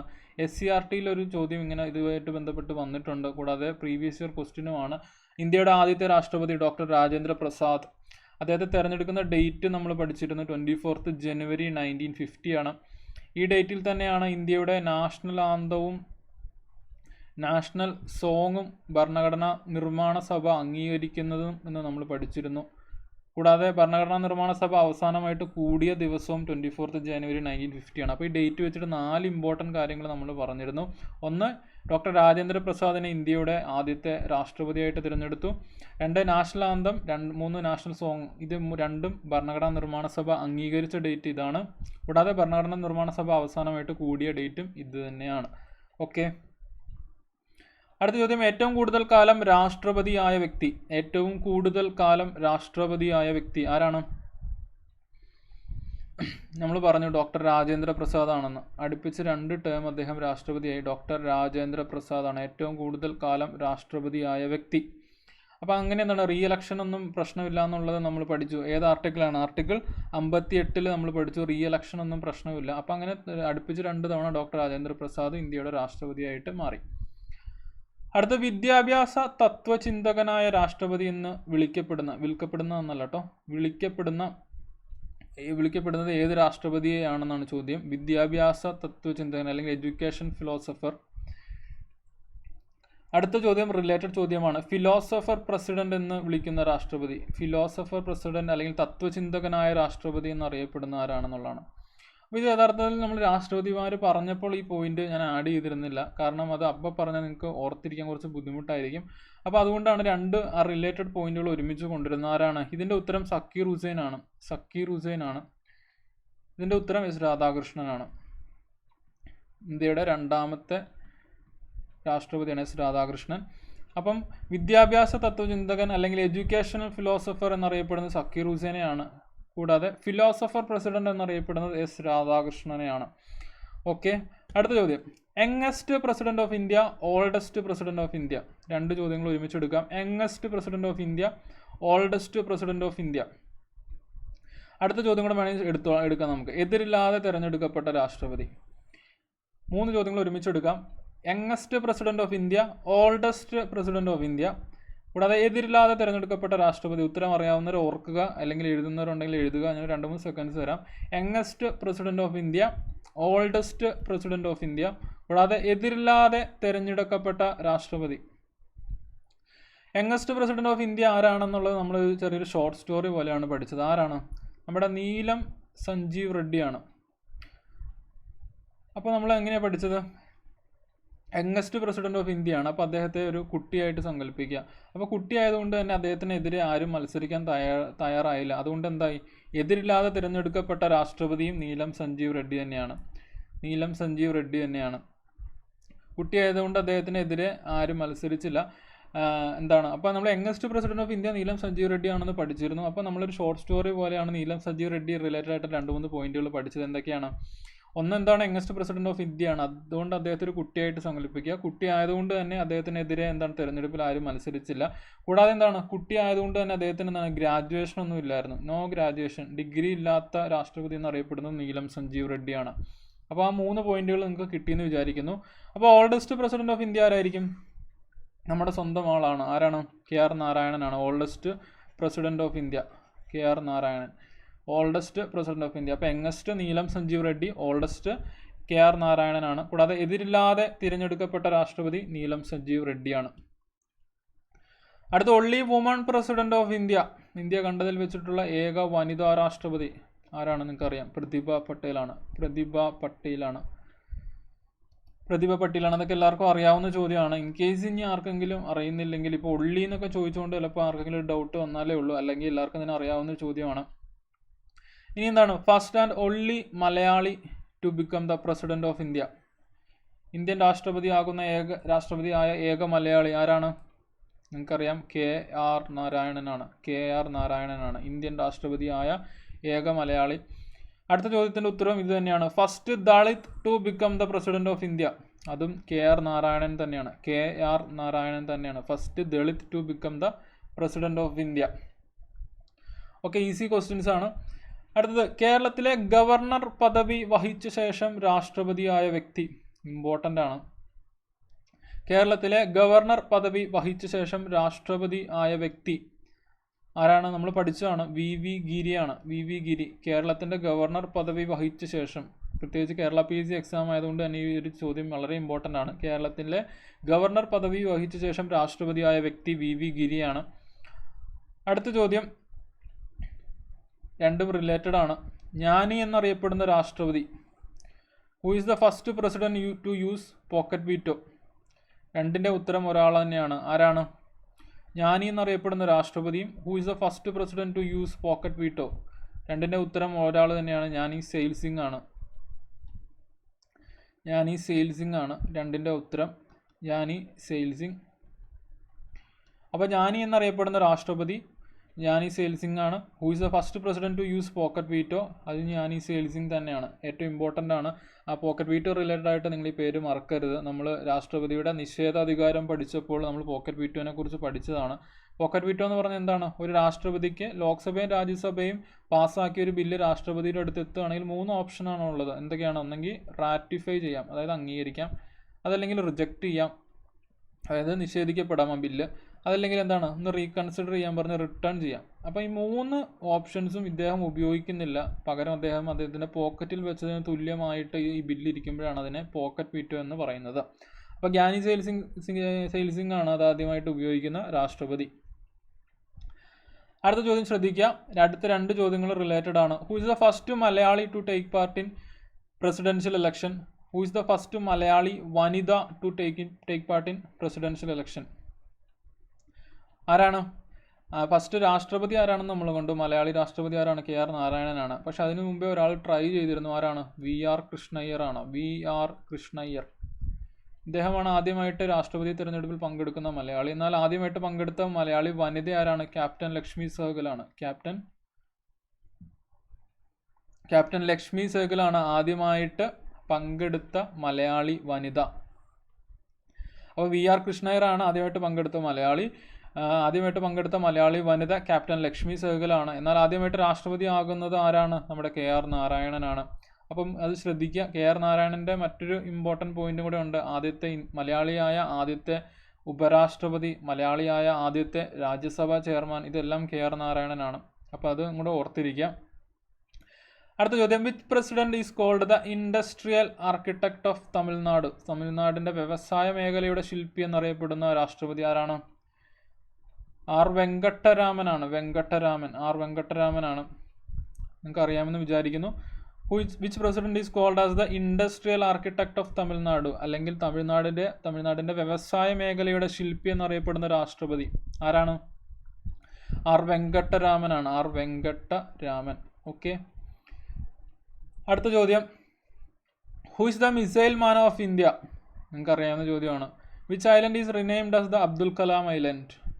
അപ്പം who is the missile man of India ആരാണ്? നിങ്ങൾക്കറിയാം, APJ അബ്ദുൽ കലാമാണ്. നാഗ്, അഗ്നി, പൃഥ്വി തുടങ്ങിയ ഒരുപാട് മിസൈലുകൾ ഡെവലപ്പ് ചെയ്യാനുള്ള അദ്ദേഹത്തിൻ്റെ കോൺട്രിബ്യൂഷൻ എന്താണ്? വളരെ നിർണായകമായ കോൺട്രിബ്യൂഷനാണ്. അപ്പം മിസൈൽ മാൻ ഓഫ് ഇന്ത്യ എന്ന് പറയുന്നത് APJ അബ്ദുൽ കലാമാണ്. മിസൈൽ വുമൺ ഓഫ് ഇന്ത്യ ആരായിരുന്നു? ടെസ്സി തോമസ് ആയിരുന്നു. അത് നമ്മൾ പറഞ്ഞിരുന്നു. ഇനി ഏത് ഐലൻഡിനാണ് അബ്ദുൽ കലാം ഐലൻഡ് എന്ന് റീനെയിം ചെയ്തത്? ഒഡീഷയിലെ വീലർ ഐലൻഡാണ്. വീലർ ഐലൻഡിനെയാണ് എന്താണ് അബ്ദുൽ കലാം ഐലൻഡ് എന്ന് നമ്മൾ റീനെയിം ചെയ്തിട്ടുള്ളത്. വീലർ ഐലൻഡാണ്. ഒഡീഷ ഗവൺമെൻറ്റാണ് അത് റീനെയിം ചെയ്തത്. ഇനി അടുത്ത ചോദ്യം, who is the first acting vice president of India? Acting ആരാണ്? എപ്പോഴാണ് ആക്ടിംഗ് വൈസ് പ്രസിഡന്റ് അല്ല, acting president of India? Who is the first acting president of India? എന്താണ് നിലവിലുള്ള ഒരു രാഷ്ട്രപതിക്ക് ഡെത്ത്, അതായത് മരണം സംഭവിക്കുക, അല്ലെങ്കിൽ റെസിഗ്നേഷൻ, അദ്ദേഹം പിരിഞ്ഞു പോകാൻ തയ്യാറാവുക, അല്ലെങ്കിൽ അദ്ദേഹത്തെ നീക്കം ചെയ്യുക, അല്ലെങ്കിൽ അദ്ദേഹത്തിന് അസുഖബാധിതനാവുക, ഈ ഒരു സാഹചര്യത്തിൽ രാഷ്ട്രപതിക്ക് പകരം ആരാ സ്ഥാനത്ത് വരും? ഉപരാഷ്ട്രപതി രാഷ്ട്രപതിയായിട്ട് മാറും. അപ്പോഴാണ് ആക്ടിംഗ് പ്രസിഡന്റ് ഓഫ് ഇന്ത്യ ആവുന്നത്. അപ്പോൾ അത് ആരാണ് ആദ്യമായിട്ട് ആയത്? VV ഗിരിയാണ്. എപ്പോഴായിരിക്കും? നമ്മുടെ സക്കീർ ഹുസൈൻ മരിക്കുന്ന സമയത്താണ്. അപ്പോൾ first president to die in office Zakir Hussain ആണ്. അപ്പോൾ സക്കീർ ഹുസൈൻ മരണപ്പെടുന്ന സമയത്ത് ആക്ടിംഗ് പ്രസിഡന്റ് ആയിട്ട് വന്നതാണ് VV ഗിരി. അദ്ദേഹമാണ് ഇന്ത്യയുടെ ആദ്യത്തെ ആക്ടിംഗ് പ്രസിഡന്റ്. ഓക്കെ. അടുത്ത ചോദ്യം, എതിരില്ലാതെ തിരഞ്ഞെടുക്കപ്പെട്ട ആദ്യ ഉപരാഷ്ട്രപതി. നമ്മളിപ്പോൾ കണ്ടു, എതിരില്ലാതെ തിരഞ്ഞെടുക്കപ്പെട്ട ആദ്യ രാഷ്ട്രപതി കണ്ടു, നീലം സഞ്ജീവ് റെഡ്ഡി. ശ്രദ്ധിക്കുക, ആദ്യ ഉപരാഷ്ട്രപതി ആരാണെന്ന് ചോദിച്ചിട്ടുള്ളത്. അപ്പം അങ്ങനെ 3 പേരുണ്ട്. അതിൽ തന്നെ ആദ്യത്തെ ആളാരാണ്? നമ്മുടെ ആദ്യത്തെ ഉപരാഷ്ട്രപതി ആയിട്ടുള്ള S രാധാകൃഷ്ണനാണ്. ശ്രദ്ധിക്കുക, എതിരില്ലാതെ തിരഞ്ഞെടുക്കപ്പെട്ട ആദ്യ ഉപരാഷ്ട്രപതി S രാധാകൃഷ്ണനാണ്. അപ്പോൾ നമ്മൾ എങ്ങനെയത് ഓർത്തു വെച്ചത്? ആദ്യത്തെ ഉപരാഷ്ട്രപതി ആയതുകൊണ്ട് തന്നെ എന്താണ്, ഈ പോസ്റ്റിലോട്ട് അങ്ങനെ ആരും മത്സരിക്കാനൊന്നും വന്നില്ല, ആർക്കും അത്ര അറിയില്ലായിരുന്നു. അപ്പം ഇദ്ദേഹം എതിരില്ലാതെ തിരഞ്ഞെടുക്കപ്പെട്ടു എന്ന് ഓർത്തു വെക്കാനാണ് നമ്മൾ പറഞ്ഞത്. അടുത്ത ചോദ്യം, മലയാളിയായ ആദ്യ ഉപരാഷ്ട്രപതി അല്ലെങ്കിൽ മലയാളിയായ ആദ്യ രാജ്യസഭാ ചെയർമാൻ. രണ്ടിനും ഒരേ ഉത്തരവാണ്. ആരാണ്? നമ്മുടെ KR നാരായണൻ തന്നെയാണ്. നാരായണനാണ്. ഓക്കെ. അപ്പം ഇദ്ദേഹം ഏത് കാലഘട്ടത്തിലായിരുന്നു? 1992 മുതൽ 97 വരെ ശങ്കർ ദയാൽ ശർമ്മ ഇന്ത്യയുടെ രാഷ്ട്രപതി ആയിരുന്ന സമയത്താണ് നമ്മുടെ KR നാരായണൻ ഉപരാഷ്ട്രപതി ആയിരുന്നത്. ശങ്കർ ദയാൽ ശർമ്മ രാഷ്ട്രപതി ആയിരുന്ന സമയത്തായിരുന്നു KR നാരായണൻ ഉപരാഷ്ട്രപതി ആയിരുന്നത്. അപ്പോൾ ശങ്കർ ദയാൽ ശർമ്മ റിലേറ്റഡ് ആയിട്ട് അദ്ദേഹത്തിൻ്റെ വൈഫിൻ്റെ കാര്യങ്ങൾ റിലേറ്റഡ് ആയിട്ടുള്ള ന്യൂസ് പത്രത്തിലുണ്ട്. അതുകൊണ്ട് ആ ഒരു പേരും കൂടെ പറയണമെന്ന് വിചാരിച്ചാണ്. ശങ്കർ ദയാൽ ശർമ്മ 1992 to 1997 ഇന്ത്യയുടെ രാഷ്ട്രപതിയായിരുന്നു. ആ സമയത്ത് ഇന്ത്യയുടെ ഉപരാഷ്ട്രപതി ആയിരുന്നു KR നാരായണൻ. അതുകൊണ്ട് തന്നെ മലയാളിയായ ആദ്യ ഉപരാഷ്ട്രപതി KR നാരായണനാണ്. ഇനി ഏറ്റവും കൂടുതൽ കാലം ഉപരാഷ്ട്രപതി ആയിരുന്ന വ്യക്തി ആരാണ്? ഏറ്റവും കൂടുതൽ കാലം ഉപരാഷ്ട്രപതി ആയിരുന്ന വ്യക്തി നിങ്ങൾ ശ്രദ്ധിക്കുക, 2 ടേം അടുപ്പിച്ച് അല്ലെങ്കിൽ 2 ടേം ഉപരാഷ്ട്രപതി ആയ രണ്ട് ആളുകളെ കുറിച്ച് നമ്മൾ പഠിച്ചിരുന്നു. എസ് രാധാകൃഷ്ണനും മുഹമ്മദ് ഹമീദ് അൻസാരി. ഇതിൽ തന്നെ ഏറ്റവും കൂടുതൽ കാലം ആ ഉപരാഷ്ട്രപതി പദവിയിൽ ഇരുന്നത് മുഹമ്മദ് ഹമീദ് അൻസാരി ആണെന്ന് നമ്മൾ പഠിച്ചിരുന്നു. അപ്പോൾ എൻ്റെ ഉത്തരം മുഹമ്മദ് ഹമീദ് അൻസാരിയാണ്. മുഹമ്മദ് ഹമീദ് അൻസാരിയാണ് അതിൻ്റെ ഉത്തരം. അതായത് നിലവിലത്തെ ഉപരാഷ്ട്രപതിയായ വെങ്കയ്യ നായിഡുവിന് മുമ്പുണ്ടായിരുന്ന ഉപരാഷ്ട്രപതിയായിരുന്നു, അല്ലെങ്കിൽ വൈസ് പ്രസിഡന്റ് ആയിരുന്നു. അടുത്തത് ഏറ്റവും കൂടുതൽ കാലം ആക്ടിംഗ് പ്രസിഡന്റ് ആയിരുന്ന വ്യക്തി. നമ്മളിപ്പോൾ ആദ്യത്തെ ആക്ടിംഗ് പ്രസിഡന്റ് കണ്ടു, ആരായിരുന്നു? വി ഗിരി ആയിരുന്നു. എന്നാൽ ഏറ്റവും കൂടുതൽ കാലം ആക്ടിംഗ് പ്രസിഡന്റ് ആയിരുന്ന വ്യക്തി നമ്മൾ പഠിച്ചു BD ജെട്ടി ആയിരുന്നു. BD ജെട്ടി. ഫക്രുദ്ദീൻ അലി അഹമ്മദ് മരണപ്പെടുന്ന സമയത്താണ് ഇദ്ദേഹം ആക്ടിംഗ് പ്രസിഡന്റ് ആയിട്ട് വരുന്നത്. അപ്പോൾ നമ്മളിപ്പോൾ 2 ആക്ടിംഗ് പ്രസിഡന്റിനെ കുറിച്ച് പഠിച്ചു. ആദ്യം സക്കീർ ഹുസൈൻ മരണപ്പെട്ടപ്പോൾ പഠിച്ച് ആരാണ്? വി ഗിരി വന്നു. അതിനുശേഷം നമ്മൾ കണ്ടു second president to die in office ആരായിരുന്നു? ഫക്രുദ്ദീൻ അലി അഹമ്മദ് ആണ്. അപ്പോൾ അദ്ദേഹം മരണപ്പെട്ടപ്പോഴാണ് BD ജെട്ടി വരുന്നത്. അപ്പോൾ അദ്ദേഹമായിരുന്നു ഏറ്റവും കൂടുതൽ കാലം ആക്ടിംഗ് പ്രസിഡന്റ് ആയിരുന്ന വ്യക്തി. ശ്രദ്ധിക്കുക, ഒരു ആക്ടിംഗ് പ്രസിഡന്റിനെ കൂടിയാണ് നമ്മൾ പഠിച്ചിട്ടുള്ളൂ. ഇവർ രണ്ടുപേരുടെ ഇടയിൽ വരുന്ന ഒരാളാണ്. ആരാണ് അദ്ദേഹം? ഇന്ത്യയുടെ രാഷ്ട്രപതി സ്ഥാനം വഹിച്ച ശേഷം ഉപരാഷ്ട്രപതിയായ വ്യക്തിയാണ്. അതായത് അദ്ദേഹം ആക്ടിംഗ് പ്രസിഡന്റ് ആയിരുന്നു ആദ്യം, പിന്നീട് ഉപരാഷ്ട്രപതിയായിട്ട് പിന്നീട് വന്നിരുന്നു. അത് രാഷ്ട്രപതി ആയത് ഈ ആക്ടിംഗ് പ്രസിഡന്റ് ആവുന്ന സമയത്താണ്. ആരാണ് അദ്ദേഹം? Justice M Hidayatullah. അടുത്ത ചോദ്യത്തിൻ്റെ ഉത്തരം ഹിദായത്തുള്ള തന്നെയാണ്. സുപ്രീം കോടതി ചീഫ് ജസ്റ്റിസ് ആയിരിക്കെ ഇന്ത്യൻ രാഷ്ട്രപതി ചുമതല വഹിച്ച വ്യക്തി. അപ്പോൾ അതിൻ്റെ ഒരു ബാക്ക്ഗ്രൗണ്ട് എന്ന് വെച്ചിട്ടുണ്ടെങ്കിൽ ഞാൻ പറഞ്ഞു, എന്താണ്? സക്കീർ ഹുസൈൻ മരണപ്പെടുമ്പോഴാണ് വി ഗിരി ആക്ടിംഗ് പ്രസിഡന്റ് ആവുന്നത്. എന്നാൽ വി ഗിരി അതിനുശേഷം കുറച്ച് കാലം കഴിഞ്ഞപ്പോൾ രാഷ്ട്രപതി തിരഞ്ഞെടുപ്പിൽ പങ്കെടുക്കാൻ വേണ്ടിയിട്ട് ആ സ്ഥാനം രാജിവെച്ചു. ആ സമയത്ത് സുപ്രീം കോടതി ചീഫ് ജസ്റ്റിസ് ആയിരുന്ന ഹിദായത്തുള്ള ഇന്ത്യയുടെ രാഷ്ട്രപതിയായിട്ട് ആക്ട് ചെയ്തു, അല്ലെങ്കിൽ ആക്ടിംഗ് പ്രസിഡന്റ് ആയി. അപ്പോൾ അങ്ങനെയാണ് ഹിദായത്തുള്ള ഇതിൻ്റെ രണ്ടിൻ്റെയും ഉത്തരമാവുന്നത്. അപ്പോൾ ഇന്ത്യയുടെ ആക്ടിംഗ് പ്രസിഡൻസ് ആരൊക്കെയാണ്? ഒന്നാമത്തെ ആളാണ് വി ഗിരി, രണ്ടാമത് ഹിദായത്തുള്ള ഉണ്ട്, മൂന്നാമത്തെ ആളാണ് ഏറ്റവും കൂടുതൽ കാലം ആക്ടിംഗ് പ്രസിഡന്റ് ആയിരുന്ന BD ജെട്ടി. അപ്പം ഇത്രയും 3 ആക്ടിംഗ് പ്രസിഡൻസിനെ ഒന്ന് ഓർത്ത് വെക്കുക. ഓക്കെ, അടുത്ത ചോദ്യം, പിന്നത്തെ ചോദ്യം റിലേറ്റഡ് ആണ്. First union finance minister to become the president of India. Second union finance minister to become the president of India ആരാണ്? First union finance minister R വെങ്കട്ടരാമനാണ്. Second union finance minister to become the president of India Pranab മുഖർജിയാണ്. അപ്പം ഈ പ്രണബ് മുഖർജി നിങ്ങൾക്ക് ചിലപ്പോൾ അറിയായിരിക്കാം, പക്ഷേ ഈ വെങ്കട്ടരാമൻ്റെ കാര്യങ്ങൾ ചിലപ്പം ചിലരെങ്കിലും കേൾക്കാത്ത ഉണ്ടാവാം. അതുകൊണ്ട് ശ്രദ്ധിക്കുക, ഒരു ധനകാര്യമന്ത്രി ആയതിനു ശേഷം ഇന്ത്യൻ രാഷ്ട്രപതി ആകുന്ന ആദ്യത്തെ വ്യക്തി വെങ്കട്ടരാമനാണ്. രണ്ടാമത്തെ വ്യക്തി പ്രണബ് മുഖർജിയാണ്. നിലവിലത്തെ ഇന്ത്യൻ രാഷ്ട്രപതി അത് എല്ലാവർക്കും അറിയാവുന്ന ചോദ്യമാണ്. ജസ്റ്റ് ആഡ് ചെയ്തെന്ന് മാത്രമേ ഉള്ളൂ. രാംനാഥ് കോവിന്ദാണ്. അദ്ദേഹത്തിൻ്റെ കുറച്ച് പ്രത്യേകതകൾ നമ്മൾ പഠിച്ചിരുന്നു. Second Dalit to become the president of India. KR നാരായണന് ശേഷം ദളിത് വിഭാഗത്തിൽ നിന്ന് ഇന്ത്യൻ രാഷ്ട്രപതി ആകുന്ന രണ്ടാമത്തെ വ്യക്തിയാണ് രാംനാഥ് കോവിന്ദ്. ഓക്കെ, അടുത്ത ചോദ്യം, president to dissolve the shortest Lok Sabha. അതായത് 12ാമത്തെ ലോക്സഭയ്ക്ക് അധിക ദൈർഘ്യം ഉണ്ടായിരുന്നില്ല, അത് പിരിച്ചുവിട്ട രാഷ്ട്രപതി ആരാണെന്നാണ് ചോദ്യം. നമ്മുടെ സ്വന്തം രാഷ്ട്രപതിയാണ്. ആരാണ്? KR നാരായണനാണ്. ഓക്കെ, KR നാരായണനാണ്. President to dissolve the shortest Lok Sabha KR നാരായണനാണ്. അടുത്തത് അബ്ദുൽ കലാമിൻ്റെ ജന്മദിനമായ ഒക്ടോബർ 15 നമ്മൾ എന്തായിട്ടാണ് സെലിബ്രേറ്റ് ചെയ്യുന്നത്? അല്ലെങ്കിൽ UN നേതൃത്വത്തിൽ അതൊരു പ്രത്യേക ദിവസമായിട്ട് സെലിബ്രേറ്റ് ചെയ്യാറുണ്ട്. ഓർക്കുക, അല്ലെങ്കിൽ ഒന്ന് എഴുതാൻ ശ്രമിക്കുക. വേൾഡ് സ്റ്റുഡൻസ് ഡേ ആണ്. വേൾഡ് സ്റ്റുഡൻസ് ഡേ, അതായത് അബ്ദുൽ കലാമിൻ്റെ ജന്മദിനമായ ഒക്ടോബർ 15 വേൾഡ് സ്റ്റുഡൻസ് ഡേ ആയിട്ടാണ് നമ്മൾ ആചരിക്കുന്നത്, അല്ലെങ്കിൽ സെലിബ്രേറ്റ് ചെയ്യുന്നത്. ഓക്കെ, അടുത്ത ചോദ്യം ഞാൻ ഓൾറെഡി ഉത്തരം പറഞ്ഞൊരു ചോദ്യമാണ്, നിങ്ങൾക്ക് ഓർമ്മയുണ്ടെന്ന് നോക്കാം. KR നാരായണൻ ഉപരാഷ്ട്രപതി ആയിരുന്നപ്പോൾ ഇന്ത്യൻ രാഷ്ട്രപതി ആരായിരുന്നു? KR നാരായണൻ രാഷ്ട്രപതി ആകുന്നത് 1997 to 2002 ആണ്. അദ്ദേഹം ഉപരാഷ്ട്രപതി ആകുന്നത് 1992 to 97 ആണ്. അപ്പോൾ ഈ കാലഘട്ടത്തിലെ രാഷ്ട്രപതി ആരായിരുന്നു ആണ് ചോദ്യം. എൻ്റെ ഉത്തരം ഞാൻ ഓൾറെഡി മുമ്പത്തെ ഒരു സ്ലൈഡിൽ പറഞ്ഞു. ആരാണ്? ശങ്കർ ദയാൽ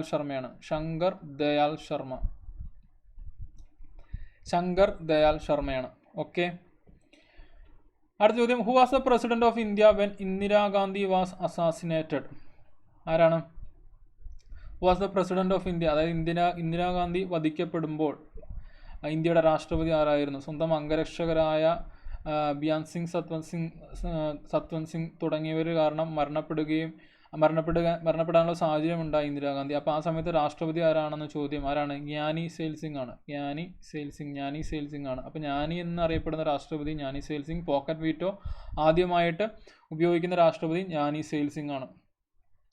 ഇനി അടുത്ത 3 ചോദ്യം നാഷണൽ എമർജൻസി അല്ലെങ്കിൽ ദേശീയ അടിയന്തരാവസ്ഥ റിലേറ്റഡ് ആണ്. First national emergency was declared by which president of India? Second ഏത് രാഷ്ട്രപതിയാണ് ഡിക്ലെയർ ചെയ്തത്? തേർഡ് ഏത് രാഷ്ട്രപതിയാണ് ഡിക്ലെയർ ചെയ്തത് എന്നുള്ളതാണ് ചോദ്യം. ഫസ്റ്റ് ആരാണ്? എസ് രാധാകൃഷ്ണനാണ്. ഫസ്റ്റ് ദേശീയ അടിയന്തരാവസ്ഥ ഡിക്ലെയർ ചെയ്യുന്നത് എസ് രാധാകൃഷ്ണൻ രാഷ്ട്രപതി ആയിരിക്കുമ്പോഴാണ്. സെക്കൻഡ് ദേശീയ അടിയന്തരാവസ്ഥ അല്ലെങ്കിൽ സെക്കൻഡ് നാഷണൽ എമർജൻസി ഡിക്ലെയർ ചെയ്യുന്നത് നമ്മുടെ വി ഗിരിയാണ്. കേരള ഗവർണർ ആയതിനു ശേഷം രാഷ്ട്രപതിയായ വി ഗിരിയാണ്. തേർഡ് നാഷണൽ എമർജൻസി, അതായത് ഇന്റേണൽ കാര്യങ്ങൾ കൊണ്ട് ഒരു എന്താ നമ്മുടെ ആഭ്യന്തര കലഹം തുടങ്ങിയ കാര്യങ്ങളൊക്കെ കൊണ്ട് നമുക്കൊരു ദേശീയ അടിയന്തരാവസ്ഥ പ്രഖ്യാപിക്കേണ്ടതായിട്ടുള്ള കുറച്ച് സാഹചര്യങ്ങൾ വന്നു. പ്രത്യേകിച്ചും ഇന്ദിരാഗാന്ധിയുടെ സമയത്തൊക്കെയാണ്. അപ്പോൾ അതാരാണ് ഡിക്ലെയർ ചെയ്തത്? ഫക്രുദ്ദീൻ അലി അഹമ്മദാണ്. അപ്പോൾ ഈ രാഷ്ട്രപതിമാരുടെ പേരൊന്നും മറക്കാൻ പാടില്ല. കാരണം എന്താണ്? ദേശീയ അടിയന്തരാവസ്ഥ പ്രഖ്യാപിച്ച രാഷ്ട്രപതിമാരാണ്. ആകെ ഇതുവരെ ഇന്ത്യയിൽ 3 തവണയാണ് ദേശീയ അടിയന്തരാവസ്ഥ പ്രഖ്യാപിച്ചിട്ടുള്ളത്. അപ്പോൾ ആരൊക്കെയാണ്? എസ് രാധാകൃഷ്ണനാണ് ആദ്യത്തേത്, രണ്ടാമത്തത് വി ഗിരിയാണ്, മൂന്നാമത്തത് ഫക്രുദ്ദീൻ അലി അഹമ്മദാണ്. അപ്പോൾ ഈ 3 പേരുകൾ ഓർത്തിരിക്കുക. ഓക്കെ. അടുത്ത, who was the president during the 42nd constitutional അമെൻമെന്റ് ആക്ട് 1976? അതായത് 42ാമത് ഭരണഘടനാ ഭേദഗതി നിയമം നിലവിൽ വരുമ്പോൾ അല്ലെങ്കിൽ ആ നിയമം പാസ്സാകുമ്പോൾ ആരായിരുന്നു പ്രസിഡന്റ് എന്നല്ല ചോദ്യം, പ്രൈം മിനിസ്റ്റർ എന്നാട്ടോ. ഞാനതൊരു ഇമ്പോർട്ടൻറ്റ് ചോദ്യമാണ് ഇട്ടത്, പ്രസിഡന്റ് മാറിപ്പോയതാണ്. പ്രൈം മിനിസ്റ്റർ ആരായിരുന്നു എന്നാണ് ചോദ്യം. ആരാണ്? ഇന്ദിരാഗാന്ധിയാണ്. ഇന്ദിരാഗാന്ധി. ഓക്കെ, ഇന്ദിരാഗാന്ധിയാണ് 42ാമത് ഭരണഘടനാ ഭേദഗതി. കാരണം ഇമ്പോർട്ടൻ്റ് ആണ് ഈ ഒരു ചോദ്യം വെച്ചിട്ട്. ഈ ഒരു 42nd കോൺസ്റ്റിറ്റ്യൂഷണൽ അമെൻമെൻറ്റ് ആക്ട് വെച്ചിട്ട് ഇഷ്ടംപോലെ ചോദ്യങ്ങൾ നിങ്ങൾക്ക് കേരള PSCയുടെ ചോദ്യ പേപ്പറുകൾ നോക്കി കാണാൻ കഴിയും. അപ്പോൾ ആ സമയത്തെ പ്രധാനമന്ത്രി ഇന്ദിരാഗാന്ധി ആയിരുന്നു. അപ്പം മിനി കോൺസ്റ്റിറ്റ്യൂഷൻ എന്നറിയപ്പെടുന്ന ഭരണഘടനാ ഭേദഗതി ഏതാണെന്നുള്ള ചോദ്യവും ഇമ്പോർട്ടൻ്റ് ആണ്. നിങ്ങൾക്ക് ഡിഗ്രി ലെവലിനൊക്കെ എക്സ്പെക്ട് ചെയ്യാം, ഏത് ലെവലിനുള്ളിൽ എക്സ്പെക്ട് ചെയ്യാം. ഏതാണ് മിനി കോൺസ്റ്റിറ്റ്യൂഷൻ എന്നറിയപ്പെടുന്ന ഭരണഘടനാ ഭേദഗതി? ഈ 42ാമത് ഭരണഘടനാ ഭേദഗതി നിയമം തന്നെയാണ് മിനി കോൺസ്റ്റിറ്റ്യൂഷൻ എന്ന് അറിയപ്പെടുന്ന ഭരണഘടനാ ഭേദഗതി. ശ്രദ്ധിക്കുക, അതുകൊണ്ടാണ് ആ ചോദ്യങ്ങൾ ആഡ് ചെയ്തിട്ടുള്ളത്. ഇനി നമ്മൾ കൂടുതലായിട്ട് ഇതിൻ്റെ ഒരു 100 ക്വസ്റ്റ്യൻ സെഷൻ ഇനി ഒരെണ്ണം കൂടെ വരുന്നുണ്ട്. അപ്പം ഇനി കൂടുതൽ ഇമ്പോർട്ടൻ്റ് ആയിട്ടുള്ള ചോദ്യങ്ങൾ നമുക്ക് ഇടാവുന്നതാണ്. ഇനി അടുത്ത ലാസ്റ്റ് പ്രാക്ടീസ് ക്വസ്റ്റ്യൻ ആണ്. സെപ്റ്റംബർ 5 ഒക്ടോബർ 15ൻ്റെ പ്രത്യേകത എന്തായിരുന്നു? നമ്മുടെ അബ്ദുൽ കലാമിൻ്റെ ബർത്ത്ഡേ ആയിരുന്നു. അന്നാണ് നമ്മൾ വേൾഡ് സ്റ്റുഡൻസ് ഡേ ആയിട്ട് സെലിബ്രേറ്റ് ചെയ്യുന്നത്. ഇനി സെപ്റ്റംബർ 5ൻ്റെ പ്രത്യേകത എന്താ? Teachers day. ഇത് നമ്മുടെ ഒരു രാഷ്ട്രപതിയുടെ ജന്മദിനമാണ്, നിങ്ങൾക്ക് അറിയാവുന്നതാണ്. ആരുടെയാണ്? എസ് രാധാകൃഷ്ണൻ. അദ്ദേഹത്തിൻ്റെ ജന്മദിനമായ സെപ്റ്റംബർ 5 നമ്മൾ ടീച്ചേഴ്സ് ഡേ ആയിട്ട് സെലിബ്രേറ്റ് ചെയ്യുന്നത്. എസ് രാധാകൃഷ്ണൻ്റെ ജന്മദിനമാണ്. ഓക്കെ, അപ്പോൾ ഇത്രയും ക്വസ്റ്റ്യൻസിൽ കുറേയെങ്കിലും നിങ്ങൾക്ക് കിട്ടി, അല്ലെങ്കിൽ ചിന്തിക്കാൻ പറ്റി, അല്ലെങ്കിൽ എഴുതാൻ പറ്റിയെന്ന് വിചാരിക്കുന്നു. ഇനി നമുക്ക് കുറച്ച് 10th ലെവലിലും ഡിഗ്രി ലെവലിലും ചോദിച്ചിട്ടുള്ള കുറച്ച് പ്രീവിയസ് ഇയർ ക്വസ്റ്റ്യൻ, വളരെ കുറച്ചേ ഉള്ളൂ. കാരണം ഞാൻ 10th ലെവൽ ചോദിച്ചിട്ട് നോക്കിയിട്ട് ഈ മേഖലയിൽ നിന്ന് അധികം ചോദ്യങ്ങൾ കണ്ടിട്ടില്ല. ഡിഗ്രി ലെവലാണെങ്കിലും നമ്മൾ ഇന്ന് ചോദ്യങ്ങൾ ഇട്ട മേഖലയിൽ നിന്ന് വളരെ കുറവാണ്. പക്ഷേ നാളത്തെ 100 ക്വസ്റ്റ്യൻ സെഷൻ വരുമ്പോൾ കുറച്ചും കൂടെ അധികം ചോദ്യങ്ങൾ വരും, പ്രീവിയസ് ഇയർ ക്വസ്റ്റ്യൻ. അപ്പോൾ നമുക്ക് ശ്രദ്ധിക്കാം, പ്രീവിയസ് ഇയർ ക്വസ്റ്റ്യൻ ആണ്, അല്ലെങ്കിൽ മുൻകാല ചോദ്യങ്ങളാണ്, മുമ്പ് PSC ചോദിച്ചിട്ടുള്ള ചോദ്യങ്ങളാണ്. അപ്പോൾ നമ്മൾ പഠിച്ച മേഖലയിൽ നിന്ന് എങ്ങനെ ചോദ്യം വരാമെന്ന് നിങ്ങൾക്ക് മനസ്സിലാവണമെങ്കിൽ നിങ്ങൾ പ്രീവിയസ് ഇയർ ക്വസ്റ്റ്യൻ എടുത്ത് നോക്കിയാൽ മതി. അപ്പോൾ അധികം എന്താണ് റോക്കറ്റ് സയൻസ് ഒന്നും അല്ല ഈ പറയുന്നത്, നിങ്ങൾക്കും പഠിച്ചെടുക്കാവുന്ന കാര്യങ്ങളൊക്കെ തന്നെയാണ്. അല്ലെങ്കിൽ അത്ര പാടുള്ള കാര്യങ്ങളല്ല, കുറച്ച് കണ്ടന്റ് ഉണ്ടെന്ന് മാത്രമേ ഉള്ളൂ. അപ്പം അതിൻ്റെ തന്നെ ഏറ്റവും ഇമ്പോർട്ടൻ്റ് ഉള്ള കാര്യങ്ങൾ മനസ്സിലാക്കി തരാൻ വേണ്ടിയിട്ടാണ് ഈ പ്രീവിയസ് ഇയർ ക്വസ്റ്റ്യൻ ഇൻക്ലൂഡ് ചെയ്തിട്ടുള്ളത്. പ്രാക്ടീസ് ക്വസ്റ്റ്യനിൽ നമ്മൾ എല്ലാ ക്വസ്റ്റ്യനും തന്നെ ഇൻക്ലൂഡ് ചെയ്യുന്നുണ്ട്. അതായത് പഠിച്ച മേഖലയിൽ നിന്നുള്ള എല്ലാ കാര്യങ്ങളും വെച്ചിട്ടാണ് പ്രാക്ടീസ് ക്വസ്റ്റ്യൻസ് ഇടുന്നത്. പക്ഷേ പ്രീവിയസ് ഇയർ ക്വസ്റ്റ്യൻ ഇടുന്നത് നിങ്ങൾക്കൊരു ധാരണ കിട്ടാൻ വേണ്ടിയിട്ടാണ്. ഒന്നാമത്തെ ചോദ്യം ശ്രദ്ധിക്കുക, രാഷ്ട്രപതിക്ക് സത്യവാചകം ചൊല്ലിക്കൊടുക്കുന്നത് ആര്? രാഷ്ട്രപതിക്ക് സത്യവാചകം ചൊല്ലിക്കൊടുക്കുന്നത് ആരാണ്? ആർട്ടിക്കിൾ ഏതാണ്? ആർട്ടിക്കിൾ നമ്മൾ പഠിച്ചതല്ലോ പ്രാക്ടീസ് ക്വസ്റ്റ്യനിൽ. ആർട്ടിക്കിൾ 60 ആണ്. ആരാ സത്യവാചകം ചൊല്ലിക്കൊടുക്കുന്നത്? സുപ്രീം കോടതി ചീഫ് ജസ്റ്റിസ് ആണ്. ഓക്കെ, ഇന്ത്യയുടെ പ്രഥമ പൗരൻ ആകാൻ വേണ്ട കുറഞ്ഞ പ്രായം എത്രയാണ്? അപ്പോൾ ഈ പ്രഥമ പൗരൻ ആരാണെന്ന് ആദ്യം അറിയണം. അതുകൊണ്ടാണ് നമ്മൾ രാഷ്ട്രപതി പഠിച്ചപ്പം ഈ വിശേഷണങ്ങളൊക്കെ പഠിക്കാൻ കാരണം. അപ്പോൾ ഇന്ത്യയുടെ പ്രഥമ പൗരൻ എന്ന് പറഞ്ഞാൽ രാഷ്ട്രപതിയാണ്, അല്ലെങ്കിൽ പ്രസിഡന്റ് ഓഫ് ഇന്ത്യയാണ് പ്രഥമ പൗരൻ എന്ന് പറയുന്നത്. ആകാൻ വേണ്ട കുറഞ്ഞ പ്രായം എത്രയാണ്? 35 ആണ്. 35 ആണ് കുറഞ്ഞ പ്രായം. അപ്പോൾ ഏത് ആർട്ടിക്കിളിലാണ് രാഷ്ട്രപതിയുടെ ക്വാളിഫിക്കേഷൻ പറയുന്നത്? ആർട്ടിക്കിൾ 58-ലാണ്. 4 ക്വാളിഫിക്കേഷൻ ഉണ്ട്, അത് ഞാൻ ഓൾറെഡി പറഞ്ഞു. അടുത്ത ചോദ്യം, ഇന്ത്യൻ യൂണിയൻ പ്രസിഡന്റ് തൽസ്ഥാനം രാജിവെക്കണമെന്ന് തീരുമാനിച്ചാൽ രാജിക്കത്ത് സമർപ്പിക്കേണ്ടത് ആർക്കാണ്? ലോക്സഭാ സ്പീക്കറാണോ? അല്ല. പ്രധാനമന്ത്രിയാണോ? അല്ല. ഇന്ത്യൻ യൂണിയൻ വൈസ് പ്രസിഡന്റ് ആണോ? സുപ്രീം കോടതി ചീഫ് ജസ്റ്റിസ് ആണോ? ആരാണ്? ഉത്തരം ഏതാണ്? ഇന്ത്യൻ യൂണിയൻ വൈസ് പ്രസിഡന്റ് അല്ലെങ്കിൽ ഉപരാഷ്ട്രപതിക്കാണ് അദ്ദേഹത്തിന്റെ രാജിക്കത്ത് നൽകുന്നത്. എന്നാൽ സത്യവാചകം ചൊല്ലിക്കൊടുക്കുന്നത് നമ്മുടെ സുപ്രീം കോടതി ചീഫ് ജസ്റ്റിസ് ആണ്. ഓക്കെ. എന്നാൽ ഉപരാഷ്ട്രപതിയുടെ കാര്യത്തിൽ ഇത് രണ്ടും ചെയ്യുന്നത് രാഷ്ട്രപതിയാണ്. അതായത് ഉപരാഷ്ട്രപതിക്ക് രാജിവെക്കണമെങ്കിൽ രാജിക്കത്ത് കൊടുക്കുന്നത് രാഷ്ട്രപതിക്കാണ്. ഉപരാഷ്ട്രപതിക്ക് സത്യവാചകം ചൊല്ലിക്കൊടുക്കുന്നതും രാഷ്ട്രപതിയാണ്. ഓക്കെ. അടുത്തത്, ഏറ്റവും ദൈർഘ്യം കുറഞ്ഞ ലോകസഭ പിരിച്ചുവിട്ട രാഷ്ട്രപതി. നമ്മൾ പഠിച്ചതാണ്, KR നാരായണനാണ് ഏറ്റവും ദൈർഘ്യം കുറഞ്ഞ ലോക്സഭ പിരിച്ചുവിട്ട രാഷ്ട്രപതി. ഓക്കെ. ഇനി നമുക്ക് ഡിഗ്രി ലെവലിന് ചോദിച്ച 1-2 ചോദ്യങ്ങൾ നോക്കാം. Who is the chairman of Rajya Sabha? Who is the chairman of Rajya Sabha? രാജ്യസഭയുടെ ചെയർമാൻ ആരാണെന്ന് ചോദിച്ചിട്ടുള്ളത്. അപ്പം സ്വാഭാവികമായിട്ട് നമ്മൾ വൈസ് പ്രസിഡന്റ് പഠിക്കുമ്പോൾ പഠിക്കുന്ന കാര്യമാണ് ഈ പറഞ്ഞിട്ടുള്ളത്. എന്താണ്? ആരായിരിക്കും രാജ്യസഭയുടെ ചെയർമാൻ? ഒരു പദവിയിൽ വരുന്ന ആൾ സ്വാഭാവികമായിട്ടും രാജ്യസഭയുടെ ചെയർമാനായിട്ട് മാറുകയാണ് ചെയ്യുന്നത്. ആരാണോ ഇന്ത്യയുടെ ഉപരാഷ്ട്രപതി ആകുന്നത് ആ വ്യക്തി രാജ്യസഭയുടെ അല്ലെങ്കിൽ കൗൺസിൽ ഓഫ് സ്റ്റേറ്റ്സിൻ്റെ ചെയർമാനായിട്ട് മാറുകയാണ്. രാജ്യസഭയുടെ അല്ലെങ്കിൽ കൗൺസിൽ ഓഫ് സ്റ്റേറ്റ്സിൻ്റെ ചെയർമാനായിട്ട് മാറും. ആരാണോ ഇന്ത്യയുടെ ഉപരാഷ്ട്രപതി ആകുന്നത് ആ വ്യക്തി ചെയർമാൻ ഓഫ് രാജ്യസഭ ആകും. അടുത്ത ചോദ്യം ശ്രദ്ധിക്കുക. The president of India can be impeached for the violation of constitution which article എന്നാണ് ചോദ്യം. അതായത് പ്രസിഡന്റിന്റെ ഇംപീച്ച്മെന്റുമായിട്ട് റിലേറ്റഡ് ആയിട്ടുള്ള ആർട്ടിക്കിൾ ഏതാണെന്നാണ് ചോദ്യം. നമ്മൾ പഠിച്ചതാണ്, ഇന്നത്തെ ഡിസ്കഷനിൽ പ്രാക്ടീസ് ക്വസ്റ്റ്യനിൽ നമ്മൾ കണ്ടതാണ്. ഏതാണ് ചോദ്യം? ആർട്ടിക്കിൾ ഏതാണ്? ആർട്ടിക്കിൾ 61-ലാണ് ഇംപീച്ച്മെന്റ് ഓഫ് ദ പ്രസിഡന്റിനെ കുറിച്ച് പറയുന്നത്. ആർട്ടിക്കിൾ 61-ലാണ് ഇംപീച്ച്മെന്റ് ഓഫ് ദ പ്രസിഡന്റ്. എന്നാൽ ഇതുവരെ ഒരു രാഷ്ട്രപതിയും ഇംപീച്ച് ചെയ്യപ്പെട്ടിട്ടില്ല എന്ന് നമ്മൾ പഠിച്ചു. അപ്പോൾ രാഷ്ട്രപതിയുമായിട്ട് റിലേറ്റഡ് ആയിട്ട് തന്നെ ഓർത്തിരിക്കേണ്ട ഏറ്റവും ഇമ്പോർട്ടൻ്റ് ആർട്ടിക്കിൾ 54-ലാണ്. രാഷ്ട്രപതിയുടെ ഇലക്ഷനെ കുറിച്ച് പറയുന്ന ആർട്ടിക്കിളാണ്. ആർട്ടിക്കിൾ 55-ൽ പറയുന്നത് എന്താണ്? ഇലക്ഷൻ്റെ മെത്തേഡാണ് അല്ലെങ്കിൽ രീതിയാണ്. അതിന് ശേഷം ഏറ്റവും ഇമ്പോർട്ടൻ്റ് ആയിട്ടുള്ള ആർട്ടിക്കിളാണ് ആർട്ടിക്കിൾ 61. രാഷ്ട്രപതിയുടെ പുറത്താക്കൽ നടപടിക്രമത്തെക്കുറിച്ച് പറയുന്ന ആർട്ടിക്കിൾ 61 ഇംപീച്ച്മെന്റ് ഓഫ് പ്രസിഡന്റ് ആണ്. നമ്മൾ എടുത്തിട്ടുള്ളത് ഏത് രാജ്യത്തിൻ്റെ ഭരണഘടനയിൽ നിന്നാണ്? അമേരിക്കൻ ഭരണഘടനയിൽ നിന്നാണ് ഈ ഒരു ആശയം നമ്മൾ എടുത്തിട്ടുള്ളത്. അപ്പോൾ ഇത്രയും ക്വസ്റ്റ്യൻസ് ആണ് നമ്മൾ ഇന്ന് ഡിസ്കസ് ചെയ്യാൻ ഉദ്ദേശിച്ചിട്ടുള്ളത്. ശ്രദ്ധിക്കുക, ഒരു 100 ക്വസ്റ്റ്യൻ സെഷനും കൂടെ വരും. അതായിരിക്കും കുറച്ചും കൂടെ, ഇതിനേക്കാളും കൂടുതൽ ക്വസ്റ്റ്യൻസ് അതിൻ്റെ അകത്ത് ഉണ്ടാവും. പ്രാക്ടീസ് ക്വസ്റ്റ്യൻ ആയിട്ടും പ്രീവിയസ് ഇയർ ക്വസ്റ്റ്യൻ ആയിട്ടും കൂടുതൽ ചോദ്യങ്ങൾ അതിൻ്റെ അകത്ത് ഉണ്ടാവും. അപ്പോൾ ശ്രദ്ധിക്കുക, നമ്മൾ ഓരോ മൊഡ്യൂളും വെറുതെ പഠിച്ചു പോവുകയല്ല, പഠിച്ച കാര്യങ്ങളൊന്ന് വിലയിരുത്താനുള്ള ശ്രമങ്ങൾ നടക്കുന്നുണ്ട്. കൂടാതെ പരീക്ഷയ്ക്ക് എങ്ങനെ ചോദ്യങ്ങൾ എക്സ്പെക്ട് ചെയ്യാമെന്നുള്ളത് നോക്കുന്നുണ്ട്. കൂടാതെ PSCയുടെ തന്നെ ഒരു ട്രസ്റ്റഡ് സോഴ്സ് ആയിട്ടുള്ള അല്ലെങ്കിൽ ഗവൺമെൻറ് പബ്ലിക്കേഷൻ ആയിട്ടുള്ള SCRT ബേസ്ഡ് ആയിട്ടുള്ള ഡിസ്കഷൻസും ഞാൻ ഒരു സെഷനായിട്ട് നടത്തിയിട്ടുണ്ട്. ഇതിന് ശേഷം കണ്ടിന്യൂഷൻ SCRTയുടെ ഡിസ്കഷൻ ഇനി വരും. അപ്പം PSCക്ക് ചോദ്യം ചോദിക്കാനുള്ള എല്ലാ മേഖലകളിലും നമ്മൾ കവർ ചെയ്ത് പോകുന്നുണ്ട്. അതുകൊണ്ട് തന്നെ കോൺസ്റ്റിറ്റ്യൂഷൻ ഓഫ് ഇന്ത്യ എന്ന സബ്ജക്റ്റ് നിങ്ങൾ 10th 12th +2 അല്ലെങ്കിൽ ഡിഗ്രിയോ അല്ലെങ്കിൽ ഇപ്പോൾ SSC പോലത്തെ എക്സാംസിനോ ഏതിനു വേണമെങ്കിലും നിങ്ങൾ പഠിച്ചോളൂ. കോൺസ്റ്റിറ്റ്യൂഷൻ ഓഫ് ഇന്ത്യ ബേസ്ഡ് ആയിട്ടുള്ള എല്ലാ ചോദ്യങ്ങൾക്കും നിങ്ങൾക്ക് ഈ ഹൈ റിവാർഡിങ് സീരീസ് കഴിയുമ്പോഴത്തേനും ഉത്തരം ചെയ്യാൻ പറ്റും. അപ്പം നിങ്ങൾ എന്താണ് അഭിപ്രായങ്ങളുണ്ടെങ്കിൽ കമൻറ്റ് ചെയ്യുക. കൂടാതെ ലെറ്റ്സ് ക്രാക്ക് കേരള എക്സാംസ് എന്നുള്ള യൂട്യൂബ് ചാനൽ സബ്സ്ക്രൈബ് ചെയ്യാൻ ശ്രമിക്കുക. കൂടാതെ ഞാൻ ആദ്യം പറഞ്ഞ പോലെ ആഷിക്കുന്നുള്ള ഈ കോഡ് യൂസ് ചെയ്യുകയാണെങ്കിൽ നിങ്ങൾക്ക് കേരള PSC പ്ലസ് സബ്സ്ക്രിപ്ഷൻ എടുക്കുമ്പം അക്കാഡമിയുടെ കേരള PSC പ്ലസ് സബ്സ്ക്രിപ്ഷൻ എടുക്കുമ്പോൾ ഒരു 10% ഓഫ് ലഭിക്കുന്നതാണ്. അപ്പോൾ നമുക്ക് അടുത്ത 100 ക്വസ്റ്റ്യൻ സെഷനിൽ കാണാം. അതിനുശേഷം നമ്മൾ മൊഡ്യൂൾ 5 സ്റ്റാർട്ട് ചെയ്യും. ഓക്കെ, അപ്പം ക്വസ്റ്റ്യൻസ് നിങ്ങൾ ഒന്നും കൂടെ ചെയ്ത് നോക്കുക, അല്ലെങ്കിൽ നിങ്ങൾക്ക് കുറച്ചൊക്കെ കിട്ടിയെന്ന് വിചാരിക്കുന്നു. ഓക്കെ, അപ്പോൾ അടുത്ത സെഷനിൽ കാണാം. താങ്ക്